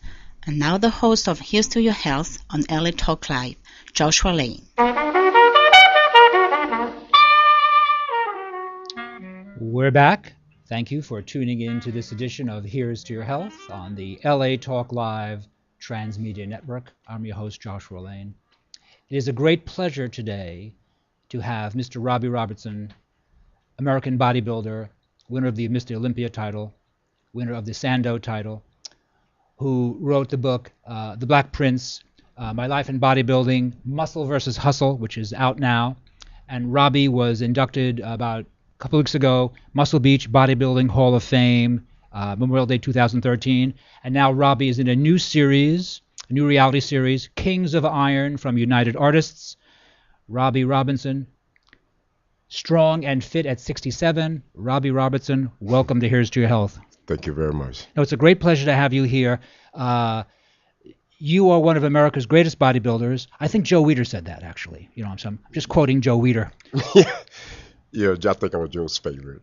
You know. Well, you were an excellent bodybuilder, and now you are 67 years old. Uh-huh. So we don't necessarily talk about lats, but we talk about longevity and wellness. Uh-huh. And what prompted you to start bodybuilding as a teenage boy? I got tired of getting beat up at school. Really? I think that was one of the things that started being picked on when I was at school, or bullied as they call it now. And I thought, wow, you know, this doesn't feel too good. And I decided to just start lifting weights, just start doing push-ups. Being from the South, Tallahassee, Florida, I was a bit, sick. You know, he was always having the flus and colds and measles and chicken pox, the normal kid disease. I just got tired of being sick. And I remember I was sitting in my living room with my mom was cleaning the house, and I remember looking over, and I'm watching the first black and white television I've ever seen, and I'm thinking, I see Jack LaLanne. He's jumping on television every morning. Right. So I joined Jack. Every morning I would jump, sweat my mom's floor up. She'd run me out of the house, and I'd come right back and do it again the next day. So it just got to be almost like a repetition. Of course, sweet cleaning the floor and me sweating on it. And from there, I graduated from this, doing push-ups with weight on my back, chin-ups, dips, squats, things like this, freestyle. And then I got a little bit bored with that, and I started going to the what does they call it, the junkyard, and picking up train wheels, the little small one, but they use the pump, clean the track and fix the track. Well, I started collecting these wheels. Soon I was collecting, the pipes, the faucet pipes, putting the weights on the end of the pipes, gluing the I was finding anything I could to be physically fit. And I graduated from that to going to Florida University, where they wouldn't let us in there because we were younger kids. Wait, so did you play high school football? I played high school football. Okay. That kind of graduated me into playing football and being a little bit more tougher and stronger and keeping the bullies away. But I was able to actually build a incredible physique just from what I was doing. And then you played at Florida A&M. You played football. I played at Florida A&M for 1 year, and then I was drafted to go to Vietnam. Oh, really? Yeah, the service. And I was. What year was that? Can I ask? 1967. I was drafted into the service. Went basic training in Fort Benning, Georgia, from Fort Benning to Fort Dixon, Georgia, for advanced infantry training. and then I was shipped to Dominican Republic to prepare for war, which is jungle-like, similar to Vietnam. And then I came, I was released from the service, came back home. Did you actually go to Vietnam? No, I didn't go to Vietnam, no. Where did you serve mostly? Dominican Republic. You did like a year? What they were doing was preparing us for war. But my time ran out because you only get a 2 year. When you get drafted, you get 2 years. Right. So I served my 2 years, came up real quick and I came back to the United States and got a job as war room manager for the Tallahassee Democrat. The war room manager does what? What it does is all the tapes and stuff that comes out of the computers back in those days. You had these tapes that would come out with it, so I had to compare the tapes with the news media without even knowing how to read it. But I was able to develop this system, because they had it out on a little tape. Right. So I learned about the system to read the first topic of each title. And you continue to bodybuild. Did you bodybuild in the service? I was considered a bodybuilder. Was there? You couldn't do it in the service because you were definitely going to get bullied. Oh, really? Bullied by the guys, bullied by the DIs. So. Okay. But I was able to sneak in the middle of the night, get up, lift my weights, get back in the Oh yeah, it was a great ritual. I loved it. I think for young people who are listening, they find it hard to believe that at one time bodybuilding, people thought this is bad. In my culture, if you were walking on the streets and you're bodybuilding, gay. Oh really? That was just the way it was. Oh really? Oh. And they would pick on you. So I refused to walk around with my shirt off or show my body at all. And then when I left and entered the competition, that's the only time I would do it. And then when you were working it was a newspaper, correct? Mm-hmm. Say again? You were working at a newspaper. I was working at the Tallahassee Democrat. Which is a newspaper. It's a newspaper, yeah. And you continued to bodybuild, and then you began to participate in amateur athletics? Yeah, I kind of drafted out of working at the Tallahassee Democrat gave me kind of the position where I would have the weekends off so I could actually go to basically all the competitions throughout the South. I probably entered about 300 of them. 300 is really a remarkably large number. So you did it every weekend. You were somewhere. Pretty much almost every weekend I was somewhere in North Carolina, South Carolina, Tennessee, Alabama, Georgia. I was all over the South where you weren't supposed to be during these days. Right. But for some reason I was able to kind of slip through the web. And of course you're going to encounter certain things, but they just kind of just say whatever they're going to say, and I was able to walk through the crowd and keep my mouth shut, get in my car, go home. So this was like by 1970 then, you're doing all this? I'm going to say 1967, 68, 69, maybe went into the 70s. And when you were a young man doing bodybuilding, did you look up to Bill Pearl or Dave Draper? I mean, who did you think, oh yeah, I want to do that? Not really, because I hadn't really got to the magazines yet. Oh really? I was just bodybuilding in my closet, learning how to feel what I wanted to get done. I didn't really think in terms of that. All right. And then I discovered Bill Pearl and all the great bodybuilders. Charles, first one was Charles Atlas. I remember seeing him in the back of the Charles comic Atlas. book. Yeah. Oh yes, right. Oh my God, yeah. Yeah, once I got to Charles Atlas, and then I kind of slipped over to Georgia Witt. I didn't think Frank Laurie, Dan Weeder. Dan Weeder came in there pretty much at the very end. There probably, I'm gonna say maybe 80 something like this. Now, is it true that Joe Weeder knew of you in the South and called you to California? He knew of me. What happened? I wrote him a letter because I told him I wanted to come to California and train with his elite level of bodybuilding. And after I won the I think it was Mr. Southeastern United States, placed 5th in Mr. World. He had an ABBA American bodybuilding competition, but he put me in immediately and I won. And that kind of propelled me into Mr. World, Mr. Universe, Mr. American. You won all those titles? Yes, sir. Mr. Universe being the most prestigious of those? Yes, sir. Right. And what year was that, 75? 75. I won basically the first America, Mr. Universe, Mr. World, back-to-back, and that was like the basic 3 titles you wanted to win. And Weeder considered you, and others, but Weeder considered you to be like, you were a contender. You were like, you were the best American bodybuilder at the time? No, Arnold was the best American bodybuilder. Well, but Arnold was the best bodybuilder. I was the best American bodybuilder. Right. They didn't want to compare us at that point because they basically want the guys that are the legends, they want them to go out as winners. Gotcha. Yeah. And Weeder, you would say that Weeder helped your career. Obviously, he ran the show, didn't he? Weeder kind of ran the show. So you had I'm not doing too much politics here today, but I mean, like, Weeder kind of was the head fellow. He took it from really nothing. And so you really kind of were part of his organization or something. Yeah, he sent me a letter, told me to come to California to train with the bodybuilders after I became 5th in Mr. World, the AAU Mr. America. Right. Then he had this ABBA America big competition where I came in and I won right away, which that had established me as his number one guy, the number one American bodybuilder. Then I competed in Mr. World, Mr. Universe.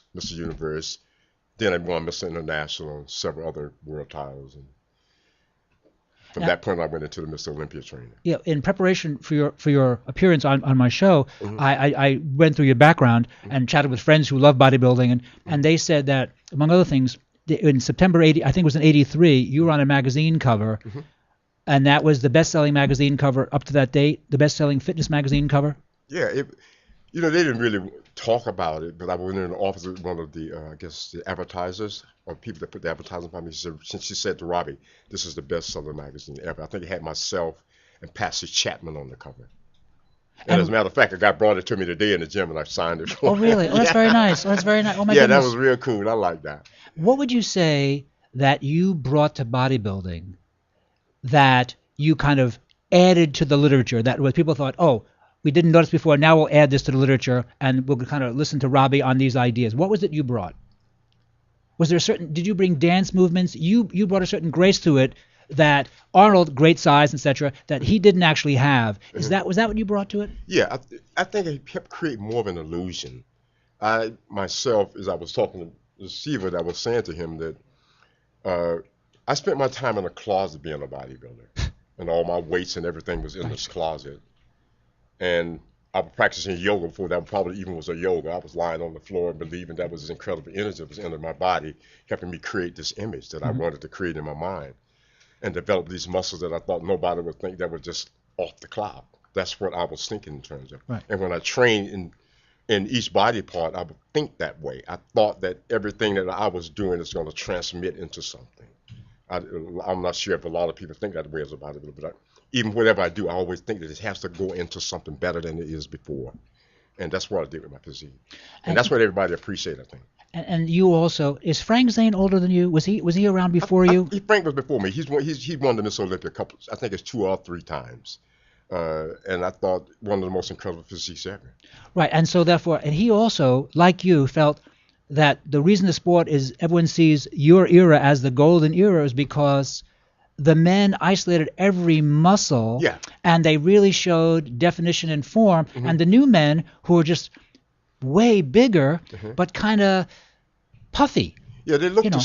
I think the thing of it is not a lot of emphasis placed on the art part of it. Bodybuilding is art. If you take the barbells and dumbbells and cables, and you do the free apparatuses movements, then the body's going to look like a piece of art. It can't be separated completely. So each muscle group, when you come up on stage, the light's going to give you 5 pounds. So if I'm 210, 2.5, I'm going to look 210, 215, 220 because of the illusion and the depth of the lights, the way the stage is lit up. So that made me look bigger. They were saying, oh, Robbie's 230, 220. I've never made no more than 210, 212 pounds in my life. And you still feel now, and your criticism of the new men is that there is a lack of definition to the parts. And also you did mention, I believe, or maybe it was Frank Zane, that, no, he likes to see a nice small waist. Yeah, of course. Because that actually does seem important. I mean, like, looking for symmetry in the body, which is what you had, and Frank and other men of the era. And the new men, they don't. They don't have it. Is that fair? Is that a fair criticism of the new men? Is that fair for me to say that? That they of course it's fair. It is. It definitely. Now I think Arnold came back on after his Arnold Classic this year, and kind of talked against the fact that the guys were having bigger stomachs. Their waist is not as large their waist is a lot larger, and they don't look good on stage. It's not art anymore. So now what they're going to be, the judges are going to dock them points. You got to have to come in there with that small waist, broad shoulders, so you get that creating an illusion look. And I think that's a good thing. I think so too. And do you think it's hard to predict the future, but so what will the men do to get the symmetry that you had and Frank Zane had? Will there be, because I know this is very controversial. One reason why the bodybuilding is not in the Olympics, I was told recently, is because they know that the bodybuilders take these drugs, which okay, and that gives you a nice effect, the medications. But the medications from your era seemed much more useful in that it was an art form. There was definition to the muscles, and the men had to train. You just take the drug wouldn't do that much. No, you had to train. Yeah. And now the men take, I guess, newer and different and better drugs, if they're better, Stronger. and they have these monster bodies, Mm-hmm. but it's not as much fun for the fans. Not at all. I think we've lost the fan base in a lot of ways. And I think it should be brought back where they actually have that more artistic-looking physique up there, aesthetic physique. And I think Arnold is trying to bring it back. I think he's trying to manipulate the system because he's definitely going to do it his Arnold Classic this coming year. That's going to make a huge change because you're talking probably 70, 80, 200,000 people at one event Right. that sells out every year. So Right. 7 levels of an auditorium. We're talking the Arnold Classic in Columbus, Ohio. Right, which is a lovely event. Yeah, lovely event. You got 7 levels of an auditorium that is stacked with people back to back. Well, I So, did not know that. Yes, it's incredible correspondence, advertisers coming to that event.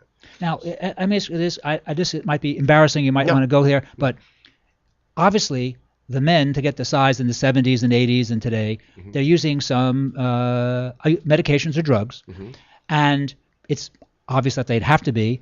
You were the only professional bodybuilder to acknowledge that. Is that so? Yeah, I have no problem with it because you can't achieve that kind of overall fullness without that kind of attitude. Right. That kind of attitude along with great nutrition. Now you're going to see something that's awesome. I think that's what I was able to do, Arnold was able to do, Zane was able to do. They knew how to manipulate those substances where you're not taking massive dosages of it. And to use it, it does enhance the body. It does make you aggressive. It does make you more sexual. It does make you, have a different attitude, give you a different air, personality change. It does. I mean, if you're overly indulgent, then you go out and you hang a girl and cut her throat off and hang her out of the building. Right. Just like a guy did. That's what happens. But see, that's what it leads you to things that you're really not capable of like bringing down. After you get pissed, you piss. So it doesn't make sense to kind of overly indulge in it. Do it, but moderate. So you had a sense of it as a young man and realized the other men were doing it for competition. And I remember reading in preparation for this interview that you said that you'd used an injectable B12. And what was the medication, can I ask? What we took back in those days was Decadoroblin. You took it every 2 weeks. You didn't take it like every week. You took 200 milligrams every week, calcium B12 intravenous. That was it. And you did that only for 8 weeks. You didn't do it for 12 weeks, for 3 months, for 6 months. That wasn't what was happening. And when you started using those meds, before you'd been working out, you had a great body, and that's why, of course, Weeder brought you over. And what did you see and when? I mean, were you just amazed in 2 weeks? Immediately. The results were immediately. I noticed that reaction. My energy level changed. I was like, it's like the whole room was spinning. And then I thought, wow, I could actually feel my body responding because it was holding water in the tissue. All the nutrients now that I'm eating is being held in the tissue so that the body is stronger, more muscular, bigger, fuller. It's just automatic. Now you come down off of that, then you basically go back to normal. And see, that's what happens with a lot of kids. I think there's one guy, father does I think he does a thing for him to raise money for him, for kids to actually do it. Boom. Because he couldn't really handle that situation of being off it or down, because it does make you depressed if you take. Right, you feel so good on the meds that you think, oh my God, I don't want to not have the meds. Say again? So no, do you feel so good on the medication, on the stuff you're injecting, you think, I don't want to not take it? Yeah. Yeah, you can hit that. You can get to that level where it will say, almost like snorting coke or heroin. It's the same thing. It's just not as what you said. Maybe going to cause your death unless you already have a lingering disease. That happened with a lot of the guys. Some guys don't realize that they might have, cancer, like one guy did. Well, all of a sudden the cancer doubled. So you can spread or react negative in that area. Well, a lot of very well-known men, athletes, bodybuilders passed away. Wasn't Mike Menser and his brother? Were they twins, those two? And, no, they weren't twins. They were just brothers, and they had produced the first bodybuilding system, heavy duty, and they were working with Arthur Jones out of Florida. They were buddies of yours, were they not? Yeah, bodybuilders, both great bodybuilders. And they passed away at 50, didn't they? Yeah. Well, you're combining something like that, or coming off something like that, with more smoking and drinking. Oh, really? Smoking and drinking? Yeah. Bodybuilders? Some of them. I'm do. surprised to hear that, actually. Some of them smoke, some of them drink. I mean, it's normal, especially if they don't do well. It's a psychological thing that taps into you got to feel sorry for yourself if you something like that. But because bodybuilders, the way I see them now, I didn't really in 1969, 1970, but now I see bodybuilders as wellness guys. They're wellness guys. Much the way someone is a vegan or something else. No, they're all wellness guys. Yes. But their attitude is, no, we want to work out with weights as wellness guys. And, of course, eat carefully because you also had to incorporate careful nutrition, did you not? Oh, yeah. I think that was one of my mainstays in bodybuilding was really the nutrition. I was born up on a farm. I ate everything basically straight from my mom, and my mom prepared everything. And so I kind of carried it with me throughout my life. I've never not eaten very, very well. And you remain a careful eater today? Even today. And dimension is, again, you're 67. 67. So it's not like being 23. No, it's not at all. Not at and all. You seem to be in very good health. I'm in very good health. I feel like a kid, really. Youthful, full of life, and can't wait for tomorrow. Can't wait to wake up. I mean, I'm just excited. And how often do you work out now? I still work out probably about 4 days a week. So you try to do it every other day? When I go in there, it's like blunt force trauma. I handle the heaviest weights that I possibly can, and I do it each body part once a week, and I repeat the cycles. And can I ask, what are heavy weights today for you? Say again? What are heavy weights for you today? I'm going to say a squatting, probably 555. Really? 555 today? Oh, yeah. Really? At age 67? Oh, yeah. Leg press. I'm definitely still leg pressing probably over 2,000 pounds. I do that every morning at 5 o'clock. Well, that's actually pretty impressive. Yeah, because I really work at it. I don't really just go in the gym to run my mouth and talk and have parties with my brothers and talk about the girls. I go in there to train. Okay, so if you can do that heavy weight at your age, and again, so you're a mature man, so have you influenced other guys your age who think, we should do something like Robbie now. We should do, maybe not 550, maybe we could do 150, but we could do something to keep ourselves strong and youthful? I try to do it also on my Facebook page where I post pictures of myself. Michael O'Hearn and I work together in the morning sometime between 4 and 5. And he's one of those kind of beastly people. He goes in there and he handles all the weights on the machine, put a ball on the machine, with weight on the machine, with weight on top of the machine, somebody stand on the machine.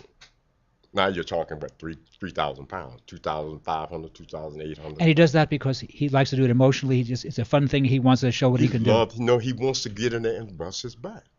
There's no playing around with it. I don't want to talk to him. I don't want to hear all that, what happened last week. This is what I want to have my mind on. And I'm still like that to this day. A lot of people say, oh, he got an attitude. No, I don't have an attitude. I came in the gym to train. Right. To get the job done and leave. Gotcha. Now, if you want to talk to me after I'm going outside the gym, I'll sit down and I'll drink my protein drink. Great. But while I'm in the gym, I don't want to hear your mouth. All right, so you're doing these exercises, say every other day, and nutritionally, it's 2013, and we know a lot more than we did in 1970. Is there anything that you've learned in, say, the past 5 or 10 years that you kind of wish you knew in 1970 that you're putting into practice now? That's a good question. I like that. Everything that I'm doing now, really seriously, I got the eating down pat, and I know the supplements that actually makes my body work and stay in that set mode. I know the amount of water I need to drink, and I always drink a little bit over. Yeah, no, you meant your water is very important, yes. and you like to talk about water. It's a total foundation. And how much water do you drink? I probably about 2 gallons a day. Yeah, I really consume that amount of water. I do the first thing I drink in the morning is 16 ounces of water, warm water. And what it does, it just flushes the system. And then I keep doing this throughout the day, 16 ounces, pretty much back to back, every hour, every half hour. And the body just flushes itself out. I think it also keeps the skin nice and tight and taut. And I definitely think it keeps you full of energy. It keeps the muscles full. And what about your use of protein? How much protein do you personally use, and how much protein do you advocate for someone who's a student of yours? I tell the majority of the people that I work with online, I always say if you're a bodybuilder, then you're consuming a lot more. I'm saying probably 200 to 300 milligrams per day, probably overall. It's a certain amount of fat. Oh, you would say that you actually eat as much as 200 grams of protein? Oh, yeah. Okay. Yeah. If you're in that bodybuilding and you're trying to build muscle tissue, I think you should consume a little bit more over. A little bit more over is going to actually turn into muscle tissue if it's nice and lean. And I always try to consume fish, might be my last 2 meals with a nice salad or with vegetables. So that's a light meal. The body doesn't need a lot of food when you're going to sleep. So you do eggs, meats of various types, and fish. Basically. And I have the turkey. I probably have turkey in there some places. It's basically in the morning it's eggs and beef. Then I probably come down and I have like a filet mignon with vegetables. Or then I'll come down again probably with the turkey patty with Spanish rice, basmati rice. But all this is natural foods. Then I'll probably come down to another turkey patty and a salad. Maybe that final meal might be 4 egg whites on the salad. Sometimes it'll be fish on the salad. But I always try to go to bed eating. I always eat between 7 and 7. Anything after that, I drink my water. Oh, good for you. I got it on the time clock. I got a really good time clock. I like it. What's your position on the use of processed sugar? I don't think so. I think it numbs the brain. I don't really think, I don't try to tell people what to do, but I will say I think it's one of the things. No, you can tell us. I think it really hurts the body. Sugar. I think it keeps the body from digesting foods and keeping a good balance. I think it definitely create a problem in the pancreas where there's an imbalance of insulin being secreted into the bloodstream. I think it should be kind of cut back. If you're going to get things sweet, get them in the early part of the day.